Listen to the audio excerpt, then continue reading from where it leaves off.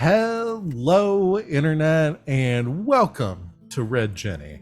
I'm your game master, Val, and I'm here to take us on a beautiful, happy adventure into the pleasant and plucky world of Dragon Age. Hi, we're here to play the Dragon Age TTRPG. It's I we were talking about before we go live about my inability to threaten my players off stream and how unseriously they take me. But today we're going to war, and I have no idea who's going to make it out of this alive. So welcome, everyone. We are going to be getting started, returning to our game here in a minute, but before we do so, talk about everything we got going on the channel. If you are watching us live, thank you for being here. Hit the button, subscribe, and follow us places while you are here. But if you are watching us, you're like, hey, these people are cool, I want to watch them some more, and you want to join us for our next regularly scheduled live stream, I believe next on our schedule will be this Thursday, will be our next game.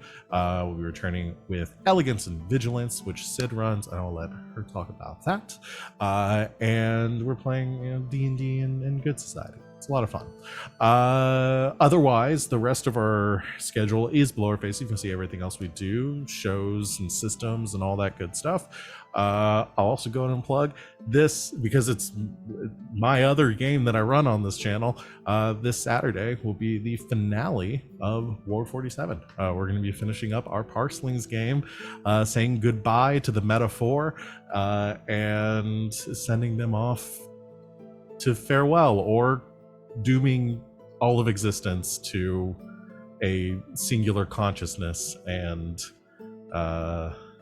corruption by an elder being. Yeah, it's strange. So we're going to see how it all turns, shakes out here on Stakes you've come to Saturday. expect from us here on this channel. Especially the games that I run, which sort of just get out of my control. Everything will be fine, or a horrible eldritch type being will devour our universe. Yeah, I have a hard time 50-50. not just laying on the gas and letting the game get way out of my control. Is the new show going to be any different? Absolutely not. The new show will be different. It will not. I know the source material. We are going to be picking up a week from this Saturday. We did announce this. The next game we will be taking that slot on Saturdays is going to be Blades in the Dark. We're going to be playing a game which I've entitled Hearts of Stone. It's going to be taking place in Dustfall, core Dustfall setting, with a few little tweaks to fit sort of a starting scenario. But we're mostly just going to be playing Blades in the Dark, baby. Which is a setting that definitely doesn't have creatures literally called Leviathans that are hunted for their blood to power the city.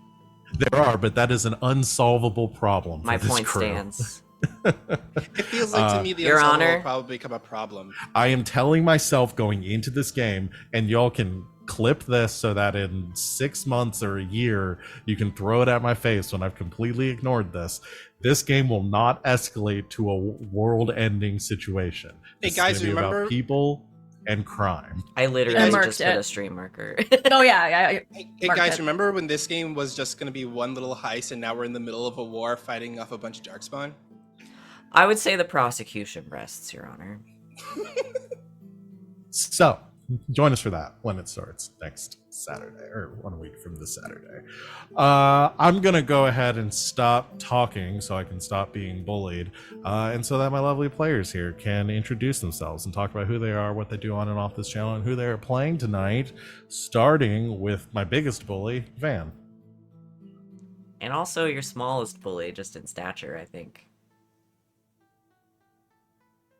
Don't let him lie to you. He's like 6'7".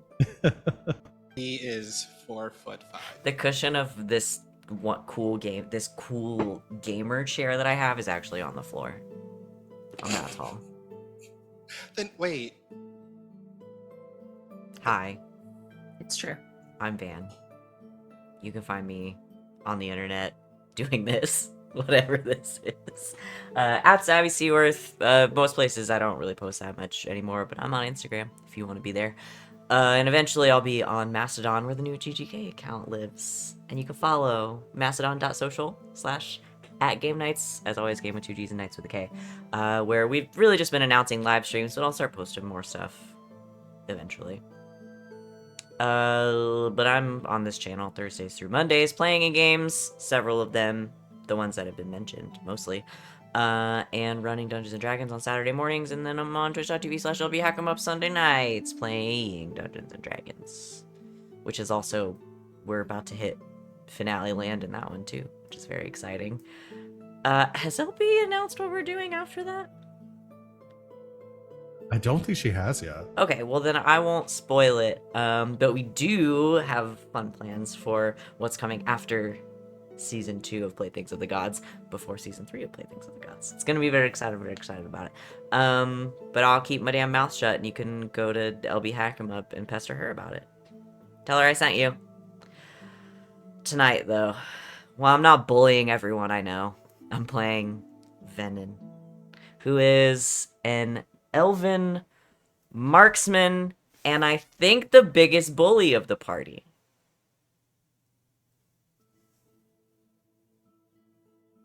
Yeah. That fit. Yeah.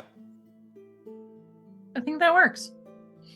Hey, I'm Christina Sid. You can find me all over the internet at Greek Sid. I'm here Thursdays through Mondays playing in games. Like Val said, I run our game of Elegance and Vigilance on Thursdays, 7 o'clock Eastern.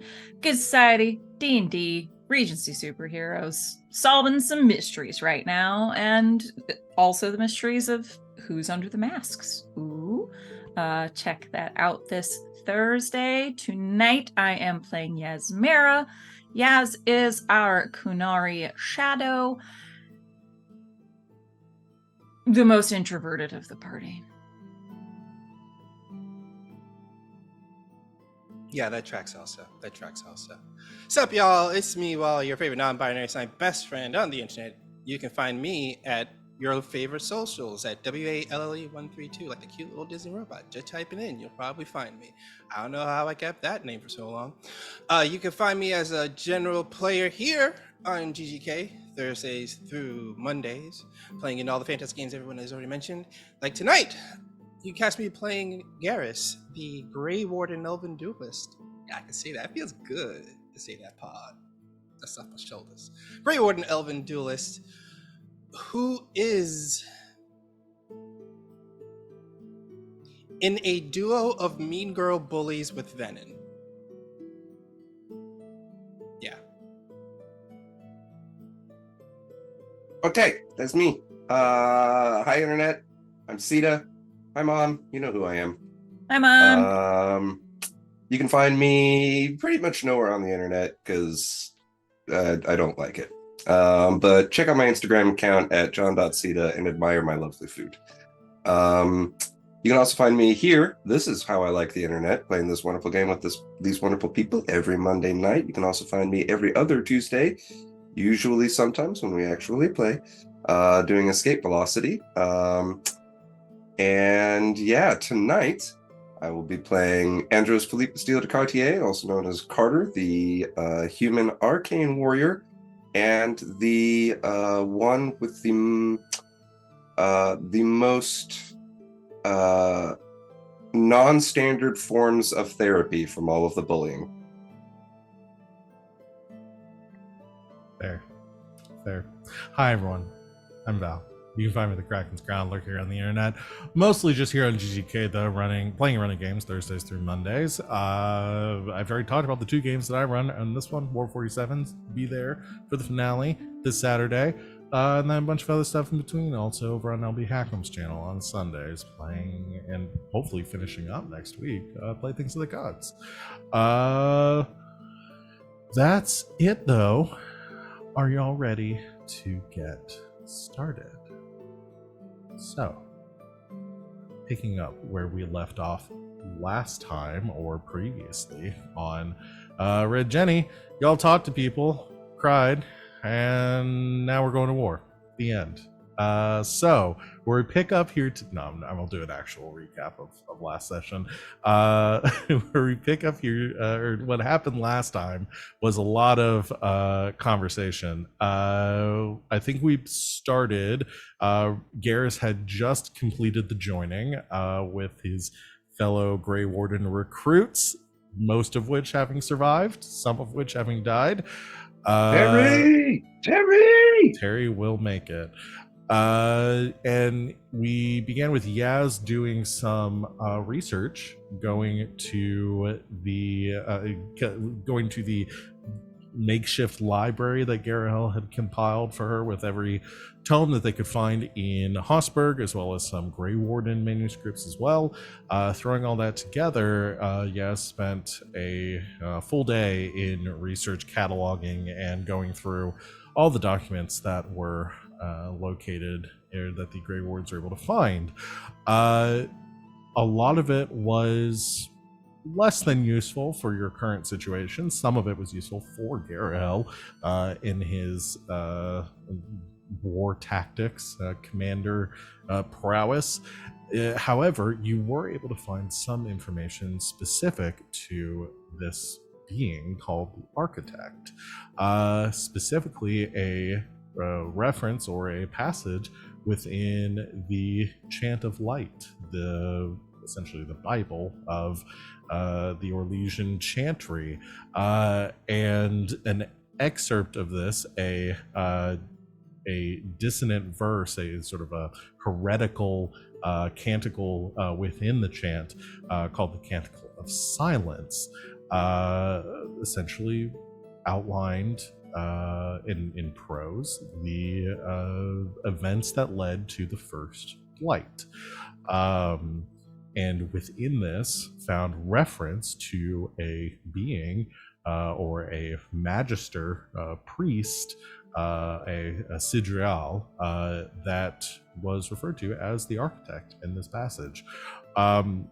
Wondering and perhaps theorizing that this Architect could be the same magister corrupted by the blight and becoming a darkspawn themselves. You shared this information with Garahel and the rest of the group, and putting Garahel's recommendation to maybe put that aside for right now, for after the battle, where you can contemplate it in its entirety, but that this would be very useful for the potential meeting that would happen between the Grey Wardens and this enigmatic Architect. From there, we had whole buddy a scene with Carter going to visit the family, the Roth family, Eckert's kin, his mother, and I don't siblings. remember that. I don't. Yeah, nobody remembers that. It was too traumatic. I blocked it out of my mind. Well, that I'm too was still dehydrated from crying. Was an emotional and touching reunion, sharing some of the letters that Eckert had sent back home, talking about Carter, and welcoming Carter to this family and thanking him for returning the what remained of their son and brother.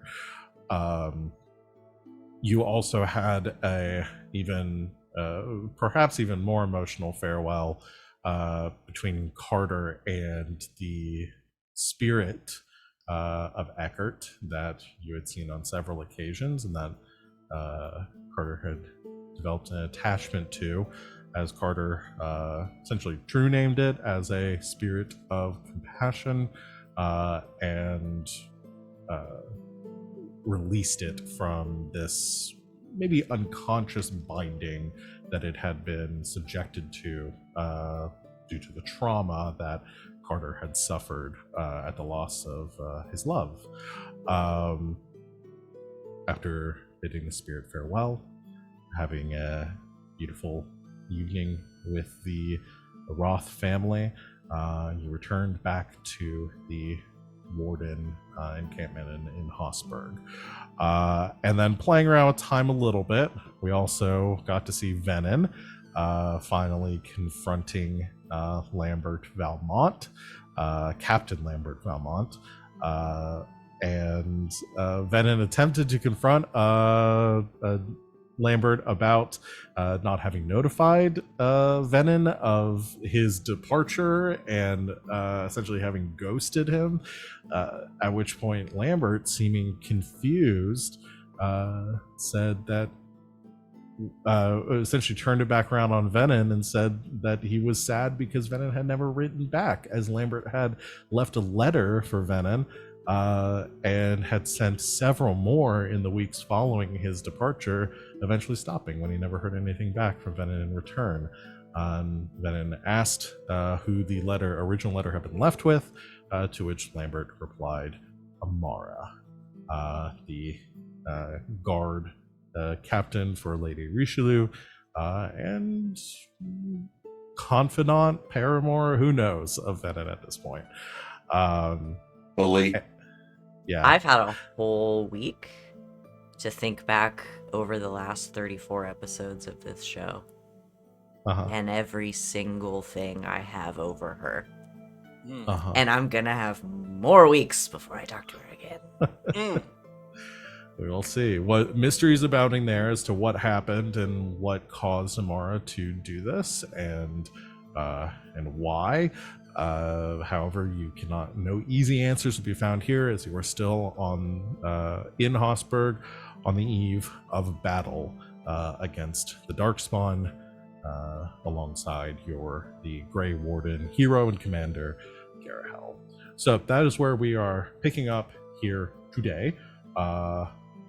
And I believe we've done everyone's scenes. I guess, is there anything, because we ended with Venehn having had that scene. I don't know if that's something Venehn wants to share with the others, or if there needs to be any conversations between the four of you about anything you've learned or experienced in the last few days, or are we leaving all of that for the future?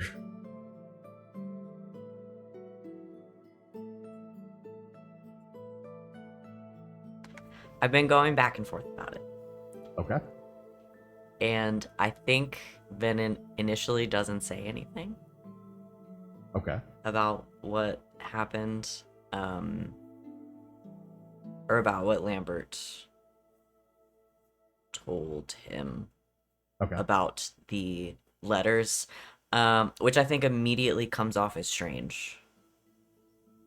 Especially to Garas, but probably to everybody.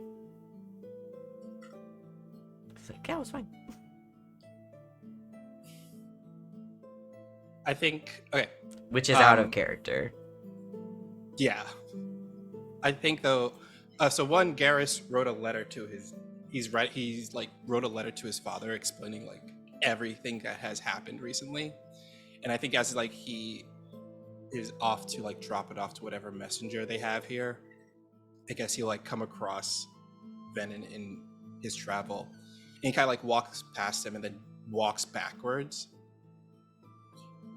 So, is there a reason why you've been not to you lately? Don't walk backwards at me, it's creepy. Well, I'm going to keep walking backwards unless you explain why you've been so anti-Venehn. In my head, I like to call him Neveb. Not Venom. No, that's too easy. I just figured backwards Venehn is kind of quirky. I'm not backwards. You're backwards. You're walking backwards. He stops walking, grabs their shoulders, and then turns them around. Okay. What's wrong? Nothing's wrong. Nothing's wrong. Nope. Okay, nothing's wrong then. Nothing's wrong after you went to go talk to this guy that you have history with, and then... So nothing happened. I mean, a lot happened. Just not, like, polite company happenings. The last time this happened to you, you dissed me over rosé wine for hours. So we didn't do that. So that's why I'm kind of confused here. I mean, we tell each other everything. Well, I mean, sometimes. Of course, we all have our secrets, so yes, but I don't know. I figured this was something you'd tell me, just start dishing gossip about as soon as it was done. It's not really the stuff of gossip.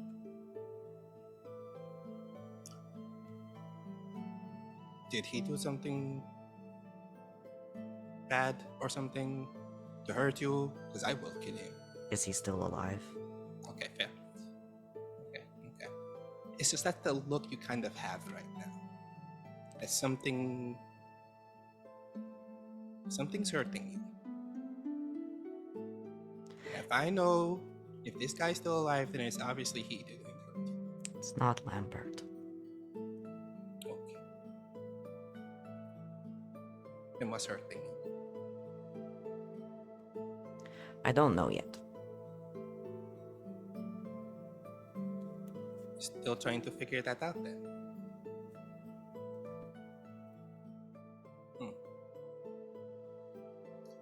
Well, whatever is hurting you, you can always tell me about it. I know. Good. I'm just going to process it first. But here is This must- okay. And Lambert is okay. Okay, good. Must be real heavy if you got to process something.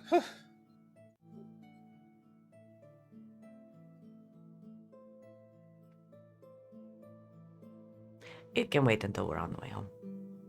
Okay. I'm off to deliver this message to my papa. You... Tell him I said hi. He unfurls the letter.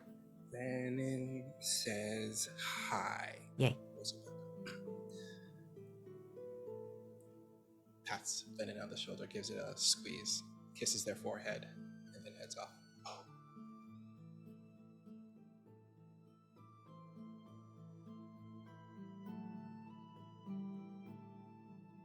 All right. We're learning priorities. About time. All right.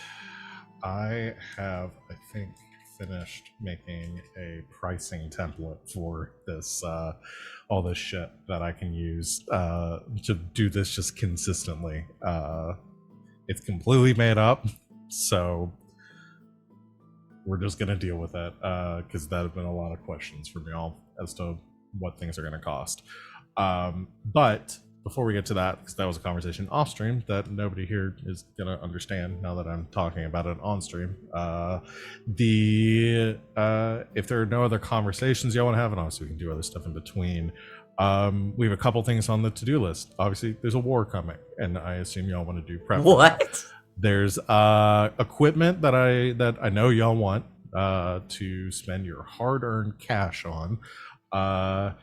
And there had also been some discussion about potentially trying to supply your talents to bolster the forces here, like doing a little bit of training and some some master classes with the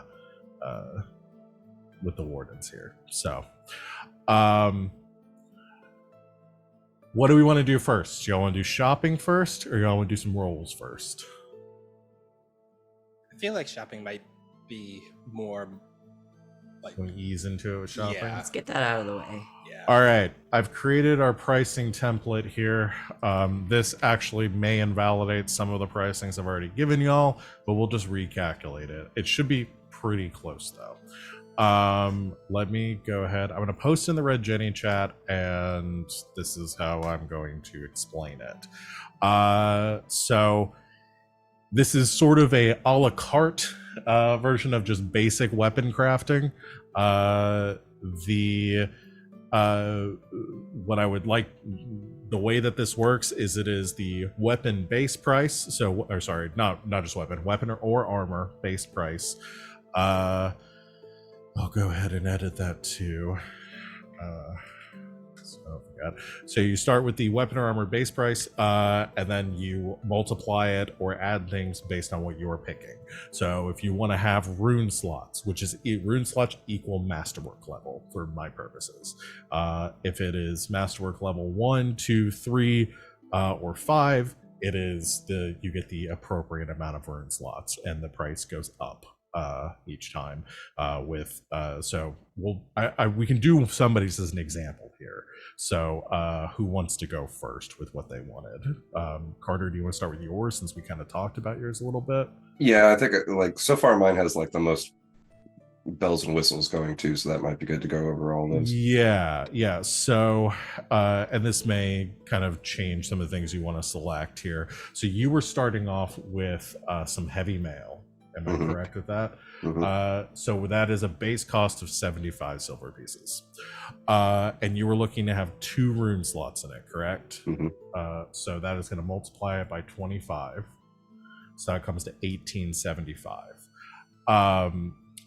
You also wanted to have a just an innate like armor bonus to it, I believe.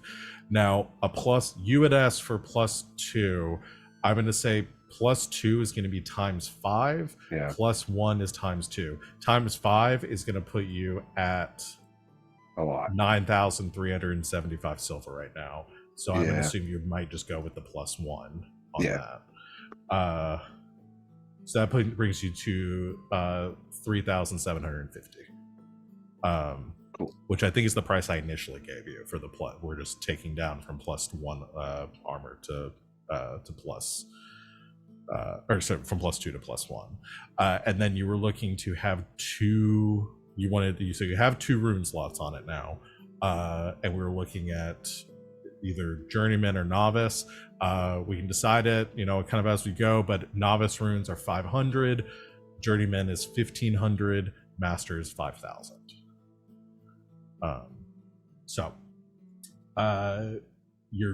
If you want to wait on the rune stuff until everybody else has their things, you're at 3,750 right now. Some of the other bonuses on here, for those of you that are looking to kind of pick and choose like how you want to craft your weapon, the attack bonus is separate from damage. If you want a damage bonus, you got to pay for that separately. The modifiers on that are less, because like +1 damage bonus is ×2, +2 is ×3, +3 is ×4, versus the attack bonuses are ×2, ×5, and ×10.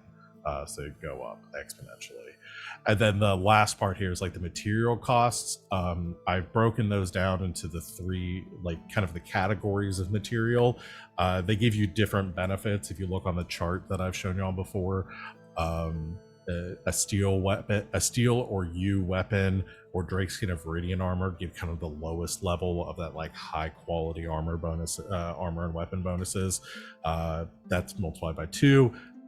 And then you kind of go up from there all the way to Silverite or Ironbark, which is the most expensive at ×25. So does all that kind of make sense as far as like me giving you numbers and how to calculate things? So who's got their idea for what they want to spend their hard-earned stolen money on? What is? Hey, what did we most of say? this Carter won. Fair and That square. is true. Yeah. It was a group effort. What did we say was our? But you each our didn't share? cheat. What did you say? Your what? What Gareth? is each our share for the group funds again? So I think the way you all said, I mean, technically, if you're dividing it even, it's like a little over 5,000 apiece. Okay. But we were saying that's just to kind of make sure it's fair for everyone. If someone ends up spending less, maybe somebody can take more. Also, you might want to save some silver, but you also have a payday coming to you at the end of this, so it's more of an investment. Okay. So, just going with a regular steel, the thing I want is going to be 2150. Okay, so you're looking at let's go over this individually. So you're looking at a two-handed sword, which is 23. Yeah. And then how many rune slots are you wanting? 2 rune slots. So that's ×25. Yeah. And then are you wanting any attack or damage bonuses? No, I am No. not. No. Okay. And then you're looking to make it a steel weapon. Yes. So that you get, because the bonuses for steel weapons give you... I don't think it gives me anything with the bonus for steel I don't weapons. know what it gives you, actually. No, it doesn't give me anything. No, it does. It reduces Oh. it reduces the minimum strength requirement. Oh, I'm fine with that though. Well, so then you don't have to do this deal if you don't want to. Okay. Then I'll take the Viridian then. Okay. Yeah. So Viridium will be times 5, Okay. which brings you to 2875, and Viridium gives you it minimum strength requirement is reduced by 2, and you also get a talent level bonus. So you're if you have the talent for two-handed weapons, it goes up a level. So if you're at novice, it goes to journeyman. If you're at journeyman, it goes to master. Okay. But you're at 2875 right now. And I want the 2 novice runes. Okay. So that would add an extra 1,000. Yeah. So you're at 3875. Okay. In total. Is that fine with the others for the group funds and everything? It's below 5,000, so that is within Right. your technical share of this. And that is what I'm doing. I'll go. I'm writing down how much y'all are spending just so I can keep track of it. But that's 3875. Okay. So what are Venehn and Yaz looking at? So, if I don't want an entirely new weapon, if I just want to take the cool bow that I already have and just add a rune slot and a rune to it, So does that change all of the rules you've just so painstakingly created and delivered to us? It does complicate things a little bit. The way that I'm going to essentially price it out for you, if you're starting with a weapon that already exists, is you are going to take the base cost for the weapon. I'm going to say you can... how do I want to do this? Because I'm debating whether you just start from scratch and... What would be the easiest way to do this, actually? What are you wanting to add? You're wanting to add another rune slot? Yeah, I just want to add another rune slot and another... I want the darkspawn killing one, the one we were talking about. The Silverite Yes, rune? that's the word.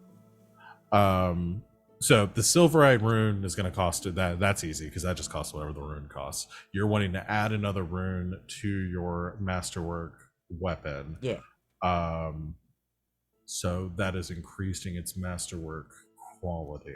But it's not creating one from scratch. It's not. It's already a masterwork.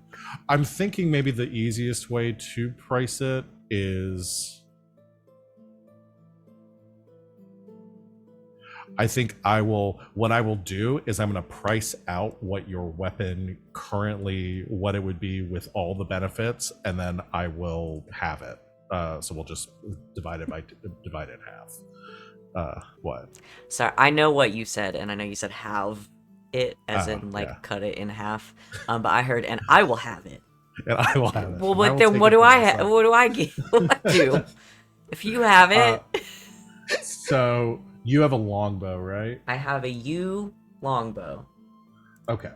So let me see, because I want to make sure I don't like I said, I want to do this in a way it doesn't break, because I thought initially just like making it some sort of like the base cost of the weapon times whatever that one modifier would be, but then that essentially makes it so that y'all could just add things as you go. I'm just gonna actually, I will charge you for the difference in cost between. I was gonna say I don't understand why that's a bad let's thing. just do it. Let's just do it as the difference in cost between the two. So let me do. So you're at a longbow. Longbow. You. Where are longbows? Okay, longbows base cost is 15 silver pieces. Yes. So we are doing. You have currently longbow times 5 for it being, because right now you're at masterwork level of 1. You also have a +1 attack bonus, which multiplies that by 2. No damage bonus. No damage bonus, and then it's a U bow, which makes it times 2 from there. Does the rune I already have in it affect this at all? No, the rune you have on it doesn't affect it. That means your base weapon cost, the base value of your weapon is 300 silver. Okay. So you're one to take that, and so write that down somewhere so I don't forget. Yep. So 15, you're going to go up to masterwork level 2, which is multiplied by 5. And then times 2. And then times 2. That brings that to 1,500. Would be the base cost from where your weapon is currently. What the weapon you want is. So minus 300 Minus for that would 300. cost you 1,200. I'll take it. Okay. That's all I want. Cool. I like my bow. So I'll put more shinies on it. Yeah. This was the novice rune, I assume. This that doesn't count that doesn't include the cost of the rune. Okay, If you want well. the novice silverite rune, it's going to cost you 500, an additional 500. I do want you to tell me the whole price before I say okay. I was only costing the amount that was the 1,200 was the amount that it cost bow. you to add the second rune slot. Okay. And now if you want the novice level rune, it's 500. The journeyman is 1,500. You still got plenty of money to play with, though. Okay. So yeah, I know. I want to leave some money in the yeah. No, that's fair. So master is 5,000. Well, that's too much. So 1,500 plus 1,200. If you want the journeyman, yeah. What's the damage difference? Damage is plus 3. God, I think this That's system I 2,700. slapped together actually works. What? That's 2,700. Yes, that'd be 2,700. Is that okay? It's the cheapest one so far. So. Yay! I'll take I it. imagine it's okay, but it's ultimately up to Yaz. I ask Yaz if that's okay. Slowly divvying out the purse. I'm gonna be weird. I'm sorry. We vaguely mentioned this once, and I should have asked you about it. It's okay. I want to put the silverite rune on my crossbow, so I'll have to do the basic thing. Crossbow's 20. It's 20 I just want the silver one. pieces of base. Yeah, is base price. I just want the one rune slot for the silverite, so that would make it 100. 100, yeah. Plus the rune costs, and I want to do the journeyman, so that's 1,600 total. Yep. Okay. My heavy leather is already masterworked. No, I'm not going to do that. If this is impossible, then I'm just going to add something to my already masterworked armor. Okay. I want something that makes it easier for me to reload shit. That's my biggest drawback, is I can't reload. And I don't have time to take 2 levels in the archery yet. Well, so you have a couple of options there. So the archery talent would give you the ability to reload as a minor But action, I'd have to right? get 2 It is levels. the journeyman archery style. Yeah, Yeah, do you not so I'd have have to it? get novel. I don't have it at all.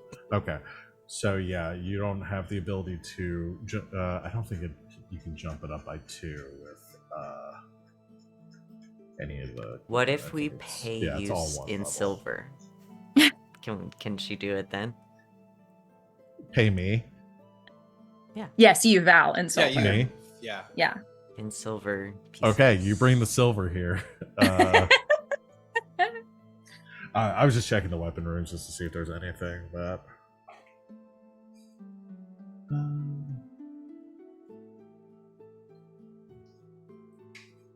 I don't think so. No, nothing that I saw.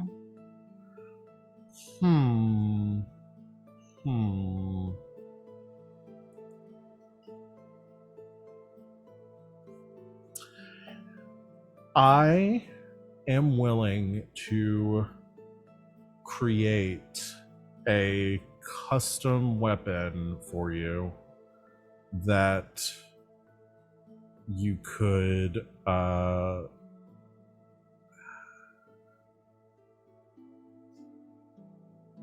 me see. How much do I want to break my own game here? So far, I would say we've been doing it pretty by the book. Yeah, we we have. have. So Take that, all rogue party. Um, Man, this is killing me. What was the name of the crossbow? That Bianca. Bianca. Yeah, that's exactly what I was thinking of. the It's rest of the like, question was that Varric has in the games. Yes. Sorry, I Got buzzed it. in early. That That's was okay. I couldn't weird. remember Varric's fucking What is name Bianca? either, so. Val loves Varric Yeah, I do. quite a bit. Ferris got a sweet crossbow named Bianca. After that his he fucking custom ex. made. Yeah. I love that guy. It's like it cool, like has a crank and loads like it's like a it fires like a Gatling gun. He's got a It's cool fucking Incredible. machine gun crossbow that Yeah. he named after his ex in the midst of I writing don't his need all smutty romance that. novels. I all that. does write I don't smut. need to like. I mean, you do have the That's smut pretty already. great. You know, I so- do already have the smut, so Um, Name the crossbow wolf. You I said that. think we can make this work. I'm just trying to decide how much it's going to cost you okay. and how we get there.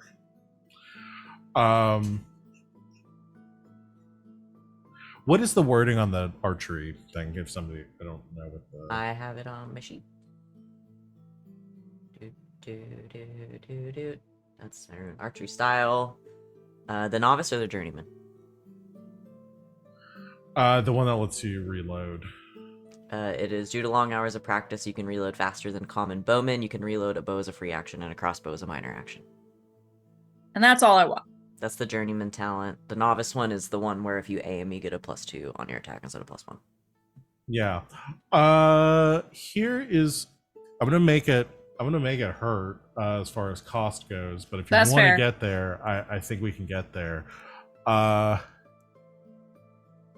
will essentially allow you to gain 2 levels in the talent.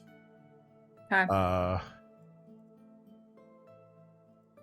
But you're gonna have to do what I'm essentially calculating it as is if you were taking the Viridium weapon twice. So it'd be 5 times 5. So it's gonna be times 25 for that part of the cost. But so we got to factor everything else around that. So Okay, so it'd be the 100 and then the 100 times 25. well, so let's do yeah, because you were at sorry, I erased my thing. So base cost for a crossbow was 20. Yes. Okay. And then you're looking for 1 rune slot. Yes. And then we're multiplying that by 25. And I'm gonna say with this that you don't get the The aiming is fine. No, I don't need it. I just want I want to be able to reload as a minor action. Oh no, you get the full talent. Okay. Yeah, we're still gonna give you the full because I don't want to. To function within the rules of the game, I don't want to give you the journeyman talent without giving you the novice. I just want to make that like it is contingent on using this weapon specifically. The things that the parts that I'm not going to give you though on this is you don't. So essentially, I'm charging you for the amount of the iron bark weapon, but I'm not giving you the focus benefit. So instead of getting the focus benefit, you're getting 2 bumps to your talent. Does that make sense? Got it. Yeah, that's totally fine. So that brings, without the cost of the runes, that brings you to 2,500. Okay. So if you wanted, which rune did you want? I was hoping to get the silverite. Okay, so novice would be 500, journeyman would be 1,500, which would bring you to 4,000 total. I'll do the would bring you journeyman. 3,000. Okay. I'll do the journeyman. All right, so 4,000 silver, and you got a cool Bianca style crossbow. So Oh yeah. yeah, I'll say you get both levels in the archery talent. Honestly, now that it's all said and done, I'll say this out loud. I would have been okay with her paying a lot more to have that talent. Yeah. Yeah, I would have been like, "Do you want the rest of mine?" Like, yeah, dude. Yeah. That rule, being able to reload a crossbow as a minor action is very good. So make sure y'all are writing down. I would say somewhere on your sheet, write down what you paid for this, so that way, if you guys decide to do upgrades later on, we don't have to do the math for what you initially paid for it. I already forgot. Same. You paid 2,700. Thank you. How much did Well, I? that how was much on did I pay? top of what your initial bow cost. What was the cost? No, of because your- the bow was 1,200, and then the journeyman rune was 15. 1,300. 1,500, yeah. So 27. No, well, 27, yeah. Because I already had the bow and everything. I was the just adding bow. the But runes remember, onto the it. original value bow was 300. We did all of the math. Sorry, I'll just grab the value for your thing, because yours was more complicated. Because it was. You did the whole math for the bow, which was like 1,500 minus the 300, so it was 12, long and then bow. the rune itself, because I took the journeyman one, was 15.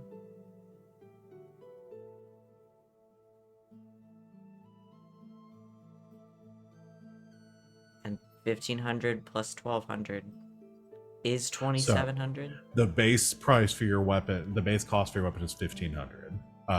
Yeah. And then when you Minus subtracted the the original 300. cost Yeah, of the For the but 300. original- I'm saying what your total weapon value is. Your total Which was weapon, 20, right? which is 2,700 It's 1,500 plus 1,500. It's 3,000. minus 300. We're not that you get to keep that value. So your total weapon value is 3,000. So that way, if you're adding anything onto it later, Okay, you're so we're not subtracting writing down what we paid for it. We're writing down what it's worth. Yes. Okay, because I know what Which I for paid everyone for it. else, which for everyone else is what they paid for it. For Okay. you, it's different because you were up But the weapon that you had. what I said was correct. Yeah. No, it's fine. We got there. Okay. So I just need to write down the number 3,000 somewhere and hope that Sid remembers what that means. Yeah, and we can do Under the math. 3,000. Yeah. We can do the math later Cubo on. star 3,000.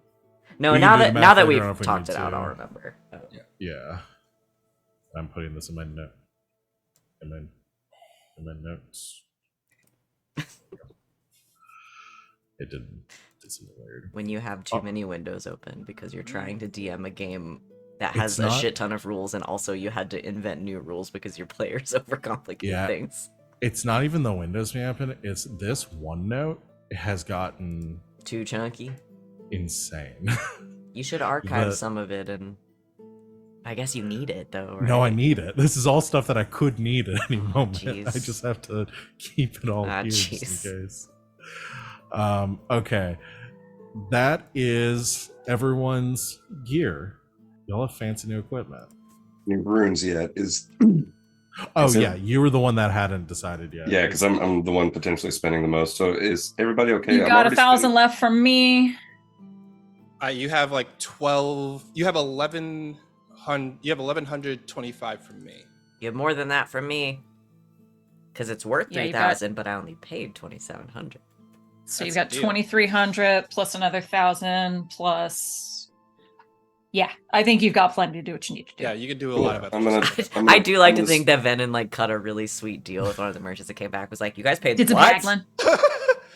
So what is everybody just to total up how much we've spent here today? So it's 2,700 for Venehn. Yes. Yaz, what did we end up spending for yours? 4,000. Garrus, what we spending for yours? 38.75. I just didn't. Hold on. I added 75. 400. I got so it. 4,000. Plus. Sid's doing it. I got Okay, it. thank you. Let us do the math. You're doing a bunch of other shit. That's fair. And then with your full wish list, Sita, 6750. 6750. You'll be fine. Which we can spend and still have some. Oh left over. yeah, Yeah, we're at 17,325. We still Okay. have money left over. Okay. So you have, Um, y'all have like 5,000 silver, I think, left over. Oh, There's then that- somewhere around oh. that Yeah. at this point. Okay, then can I just? I We're don't at want to. 17,325. We're at like 3,000. So yeah, so one second. 22. minus, we have 4,675 silver left in the Yeah. party funds. Okay. That's like a whole Can- other weapon. Yeah, that Yeah. is. Can I get some wounding bolts? Are you gonna remember to use them? Yeah, there's the question. Yes, Oh, I ask, will bullying because the they both add of us. to damage, So we which is what I thought that Swift Bolts did in the first place. So So when- I will remember this. So I'll ask you, so when we got the Swift arrows or the Swift bolts, right, we got 30 each. Do you guys Yes. want to guess how many I have left? None. 30. It's 28. 29. It's 25. 30. It's 30. Oh. Used Eddie. It's 30. Every These are my single one? tokens now. I have not used any of them because I don't fucking remember because my I have initiative 19 bonus left. because my initiative bonus is so damn high that Sid always goes after me and then I go fuck and then by the time it's my turn I fucking forgot that again. I have 19 of those left. I'd like to buy Do you a want- full quiver of the wounding. How much are those? So I don't know. Maybe if they do extra damage I'll remember I have them. yeah, well, so the wounding missiles do.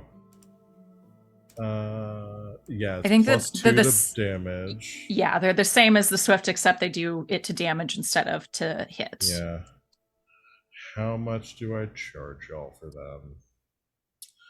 I did such a good job bartering that they throw some in for free. Yeah, they throw it in the bag like when you get extra Throw fries. some they in throw it for free. the bag. Yeah. And then you got to flash some leg. I mean, we're literally buying these in the encampment Yeah. that we're about to We're- help we're- fight a we bunch are of supporting the darkspawn. war right Hey, yeah, wait, does we get any kind of like bonus for being like, hey, make us this shit so we can help you beat some ass? That is fair. It's just the magic stuff is pretty important. Okay. Discount? I would like to narratively counter that, Van. I'm sorry, but we're also like, because we're on the edge of war, they probably don't have the best supplies and a little Yeah, overworked that's- and shit like that. That's also Wow, I thought we were a true. team. We're all a team together, all 5 of us. Wow. Here is my. You know Here's what? I my- don't think you should spend that much on your fancy. Just kidding. I'm joking. All right, I'm really joking. here's what I'm gonna say. Y'all have. You can say Hold no. on. I Do just I had want- to ask. Do I want to do this? I want someone to. I want you to make checks for me. Yeah. Okay. So with my Uh, what, Jeff? The people that want. Do you want arrows too?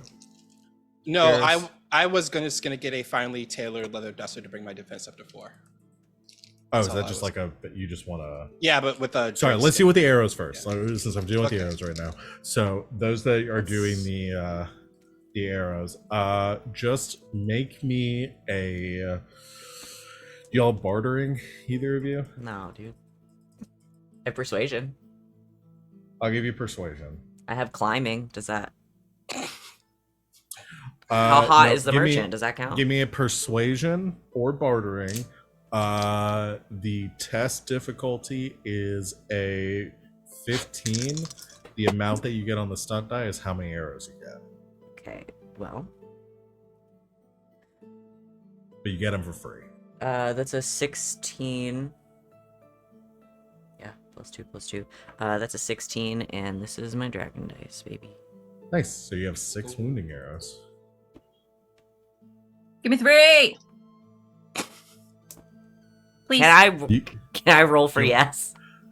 okay. I'll give one check for both of you. You can roll for yes. Yeah, because you need bolts for yes, not arrows. I have to Go for roll it. again. That's even better than what I rolled before.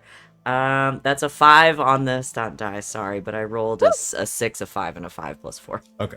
You get 10, 5 16. wounding bolts. It's I got 5 of them. That's more than 3. I like it. Garrus, as far as a tailored duster, Garrus and Carter are pretty close to the same size, and I've been rocking one of those since we Oh. left Val Royale.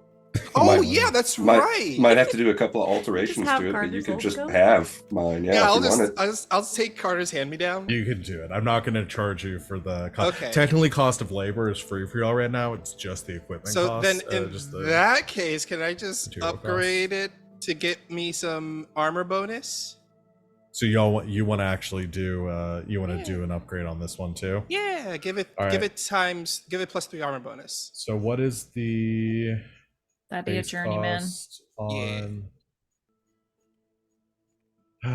What is the base cost on a tailored? I think it's 75. Uh, 60. 60. There we go.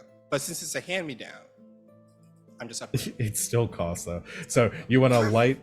So yeah, you're getting a tailored leather duster. So that's going to be 60. Yeah. I And just you're want wanting to beef up the armor on it. Okay. What was the bonus you wanted to earn? I would +3 if I can. Would be ideal. So it'd be +7 in total. So that's going to be 600. Okay, perfect. So my armor is now it's now 7 bitches. Add in some of that Drake side that we got on there too. Mhm. Make it look real cool. Is really cool looking red Drake leather duster.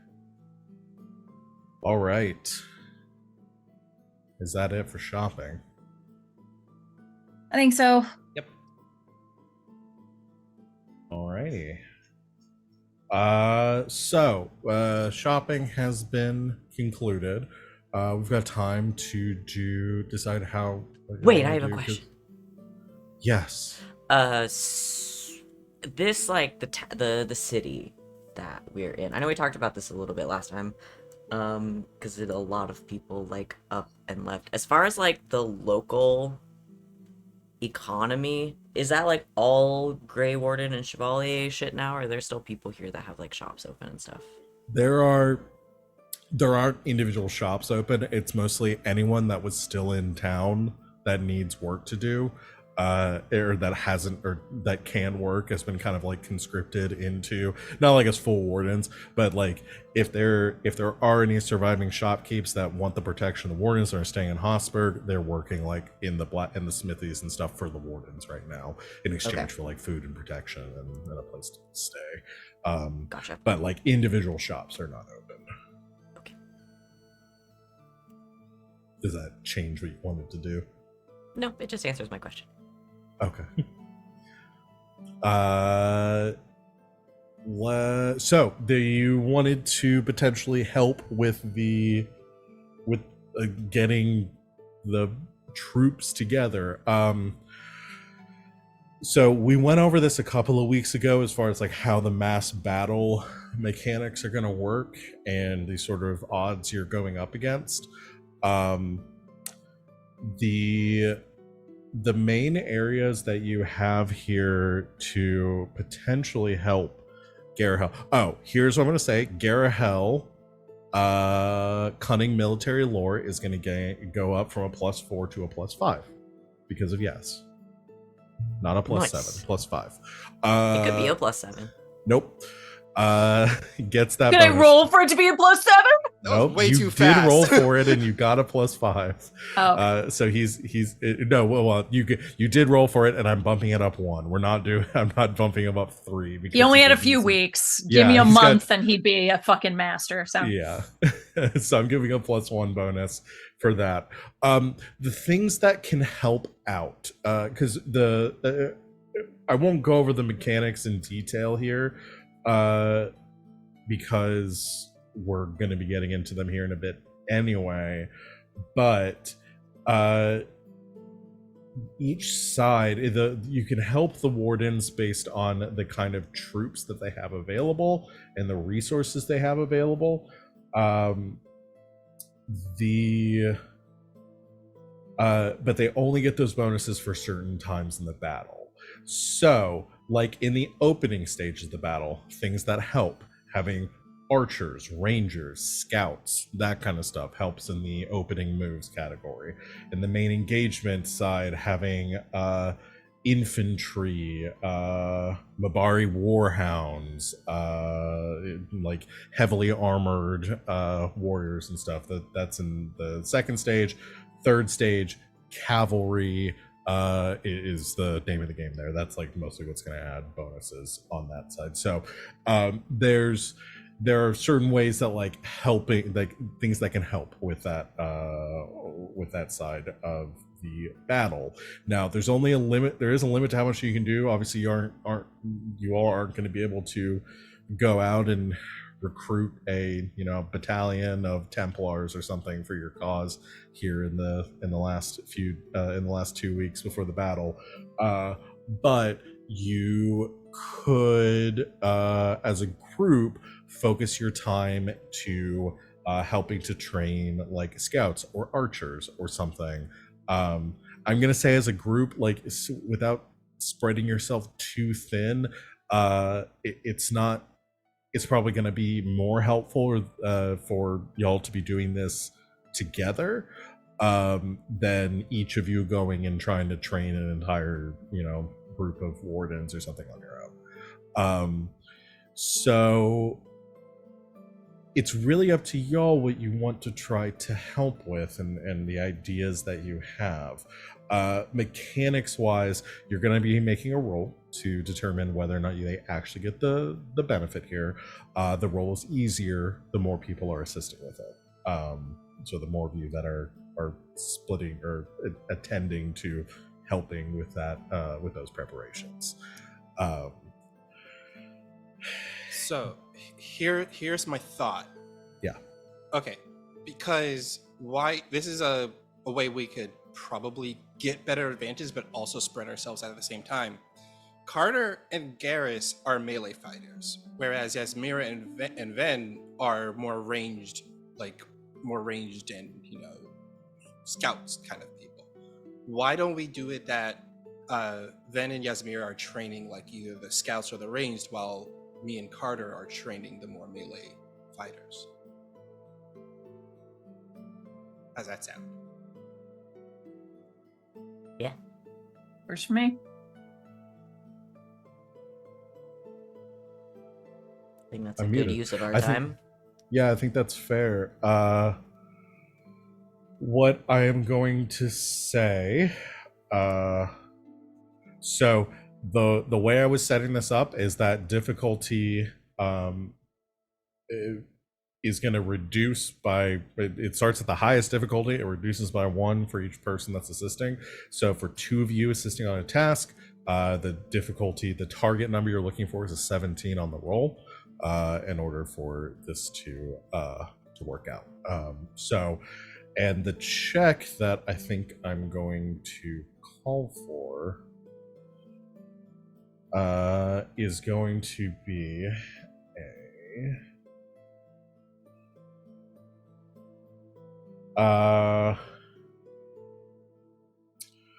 I'm going to do this as a communication test, but you can add your focus in the talent that you're utilizing to assist. So like in the sense of archery, if you have a talent in archery, then you're doing essentially a communication archery role. You're teaching That's you, somebody Venn. how to shoot. I'm just helping. If you're doing sneaking, so y'all can decide, like Venn and Yaz, you would get the same benefit here from teaching these wardens stealth tactics as you would teaching them archery tactics. If there's any sort of benefit between one, or if there's any sort of improvement between one or the other, they'll both be giving a +1 for the first stage of the combat. So Ben still got a higher communication. Does okay. Do I? I mean, probably. I have a 4. Just base? Yeah, Well, yeah, mine's only a 2. Really? All my shit is in perception because of the bow. Oh. It's dexterity and perception. Oh. Okay. I'm just proficient in like deception and persuasion. Yeah, my Well, communication's fuck. only a 2. Okay. Well, mine's a 4, but I'm I don't just specialized. have. Okay. Well, do we want to do stealth then? And then I can just add a +2 in the stealth. I'm just metagaming here for the highest number. Well, what's your stealth? What do you add for stealth?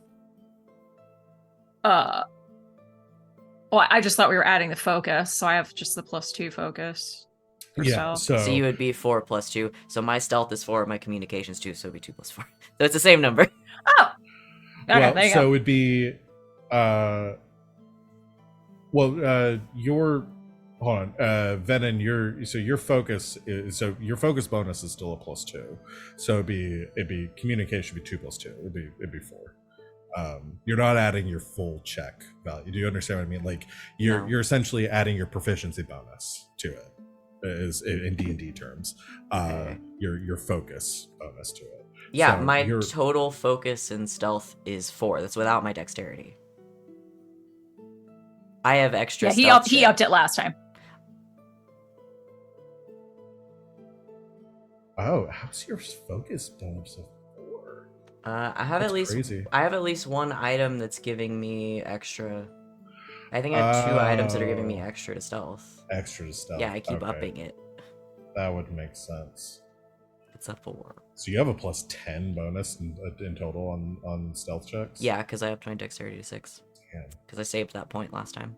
that's crazy. Yeah, I'm about to do that for cunning. Yeah.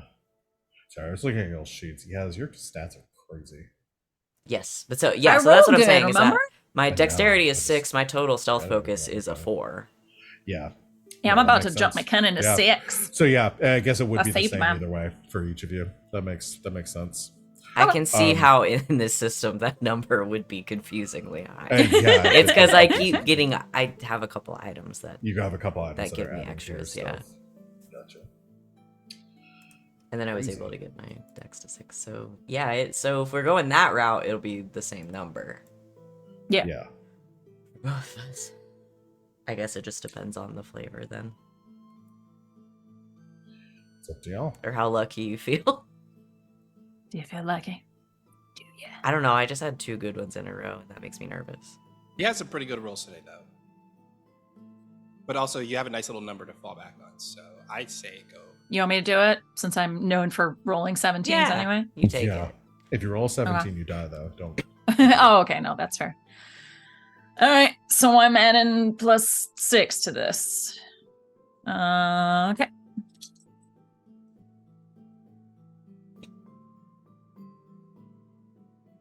Six, 5, 4. Yeah, I figured. So 11, 15, 21. God, those weighted dice definitely help. Purple dice? You. Yeah. Wally gave me these 2, and I've had this one forever. They've just got a nice groove on them. Yeah, yeah. Well, hey, I always power them up. Yeah. Leave them where you want them. 6 is on top. Yeah, 6 is on no, top, you baby. succeed. So you take the better part of, like, between everything else that's going on in the background. Yaz and Ven, the 2 of you are assisting the Grey Warden scouts in some. You said on stealth, right? Yeah. So Yeah. some stealth tactics, helping them to better sort of better mask their presence and utilize some of your various ranging tactics that Ven has, and sort of natural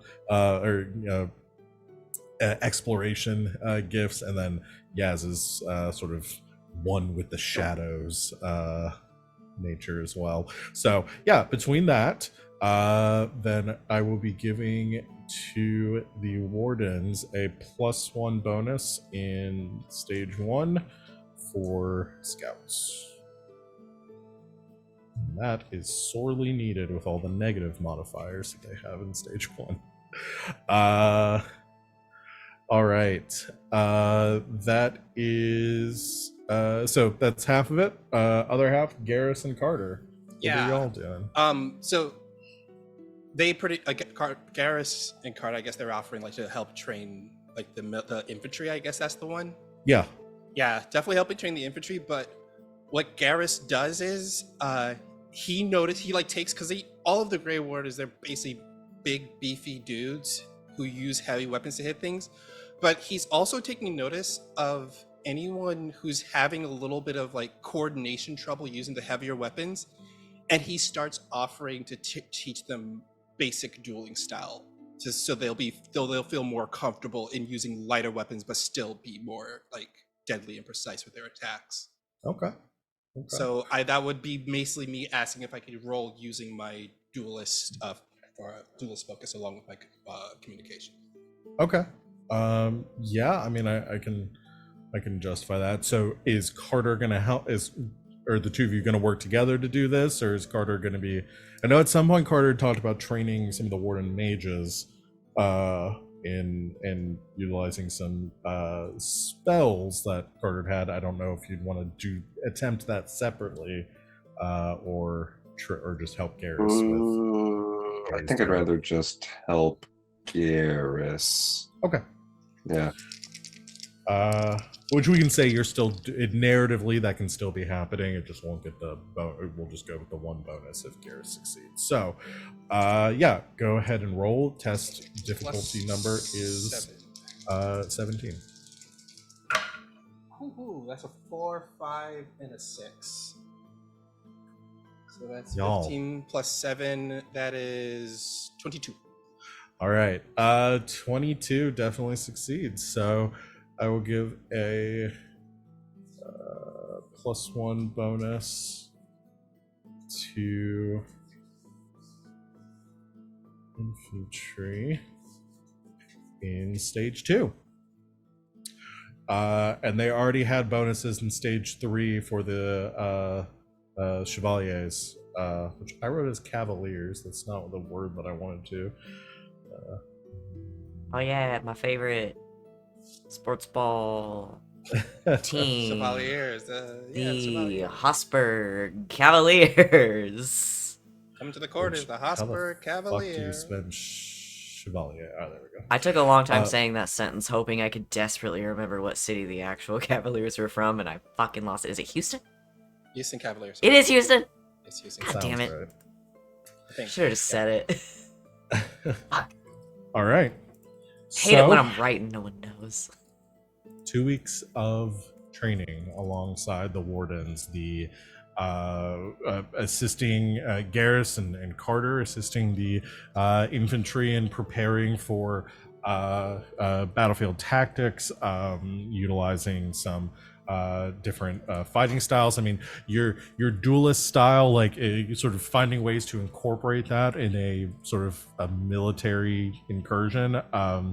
The being more tailored to like one-on-one fights, it does help with the one of the greatest one of the largest issues fighting Darkspawn. They don't fight like a typical military force. They are a lot more I guess aggressive on the battlefield, and a lot of times wardens can find themselves isolated sort of one-on-one in these conflicts. And so while this might not help as much with overall like troop movements and positionings in a like phalanx or within a group of soldiers, it does help the survivability with individual fighters once the battle has sort of fallen to that level of chaos.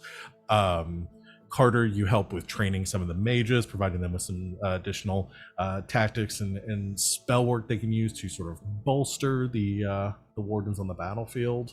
I was thinking too, like kind of maybe since Carter has some experience with combat training as well, just tips on how to work with infantry. Yeah.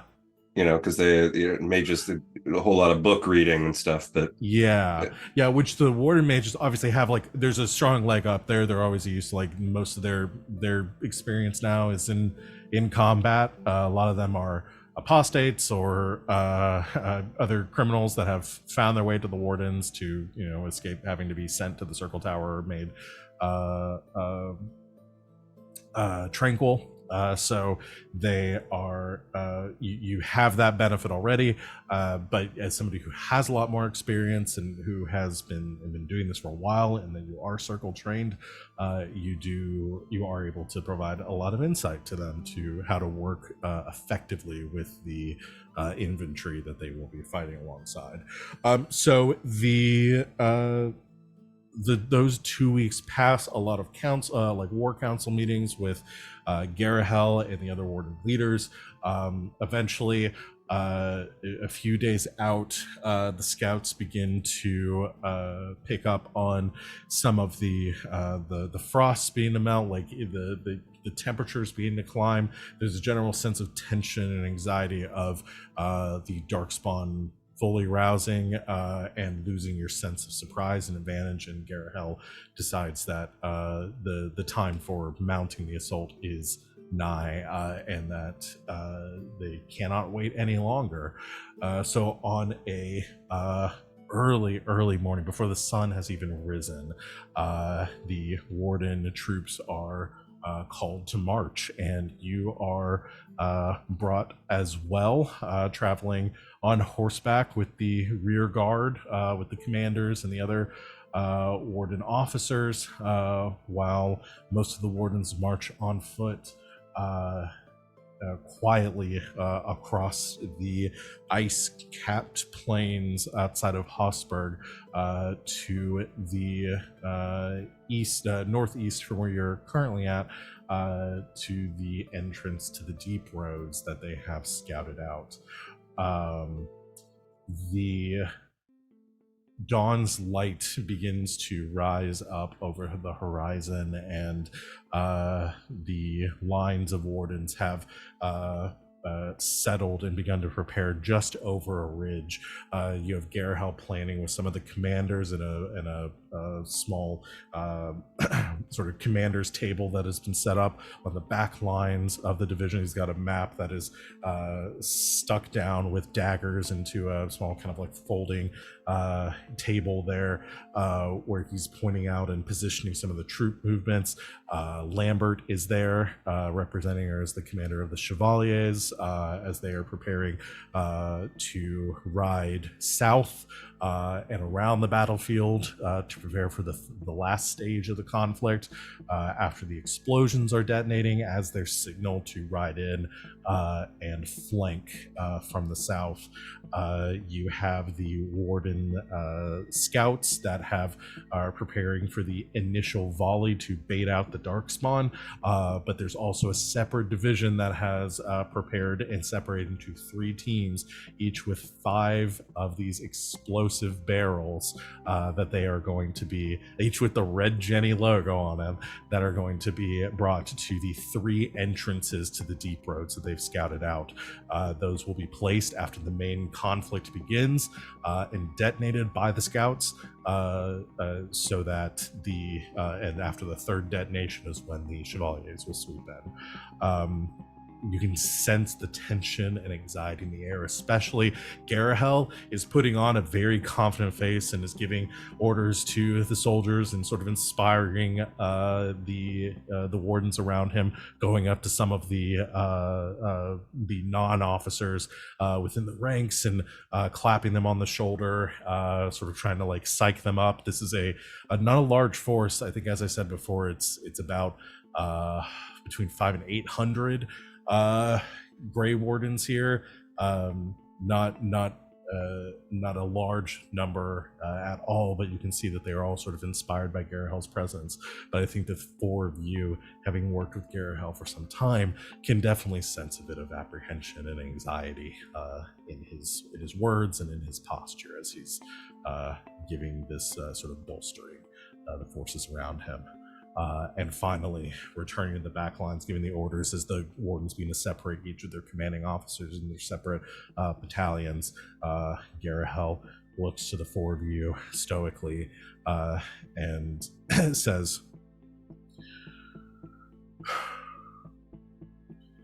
"We'll likely need your help in all of this.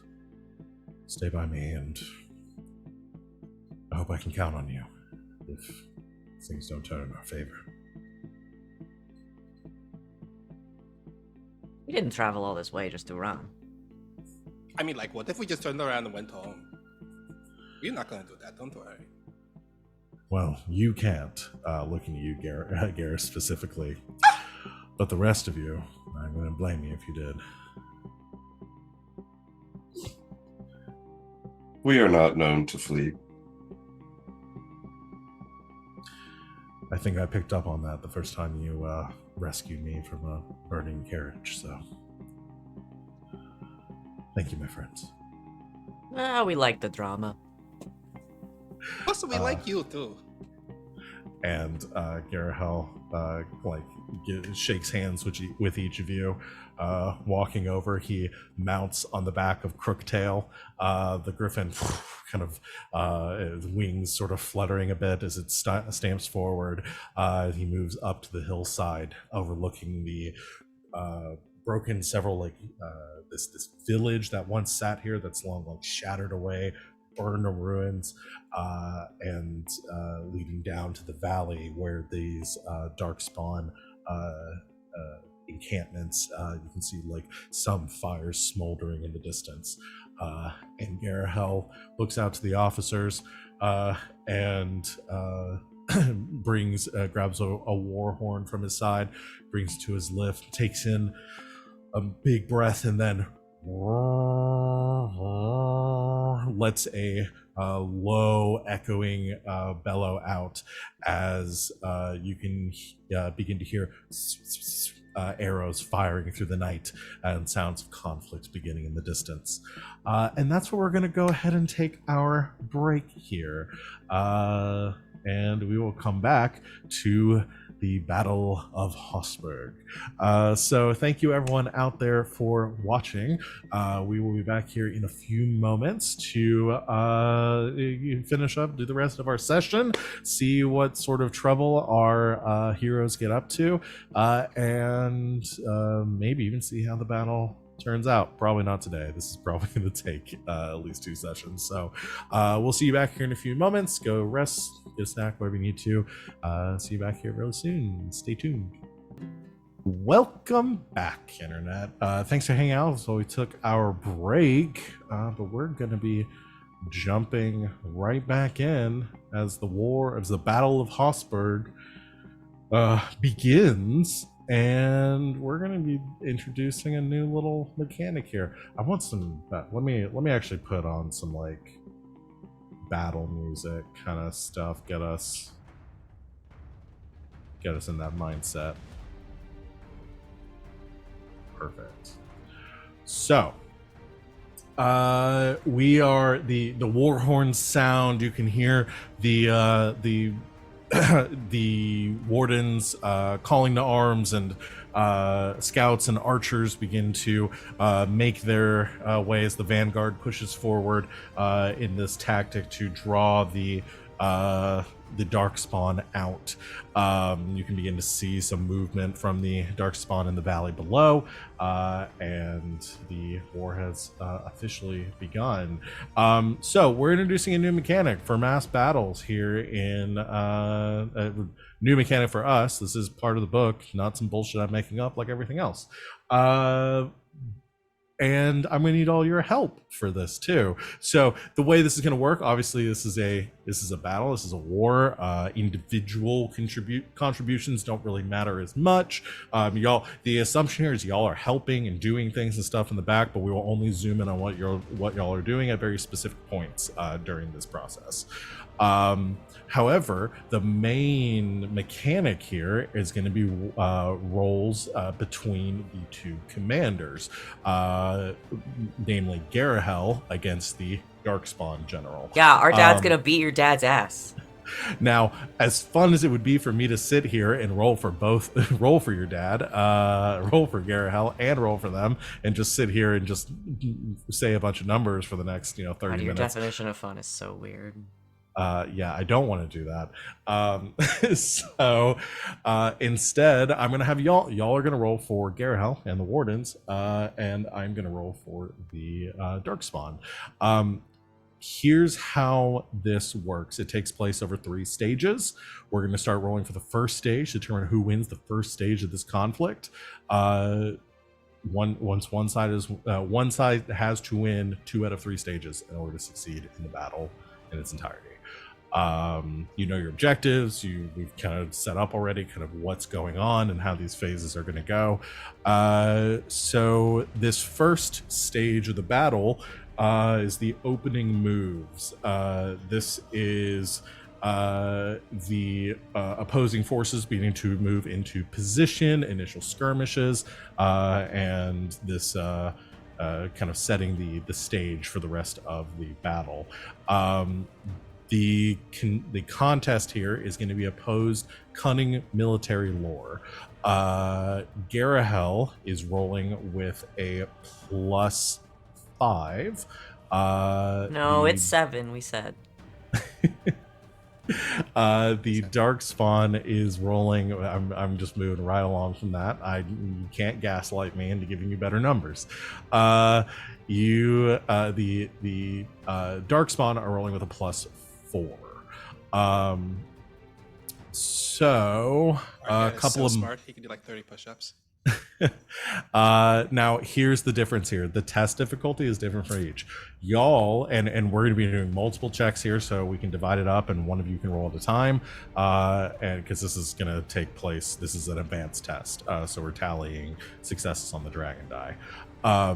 Y'all are trying to beat a 13 on your rolls, and the number of successes you have to get on the dragon die, the difficulty here is, or the success threshold is a 15.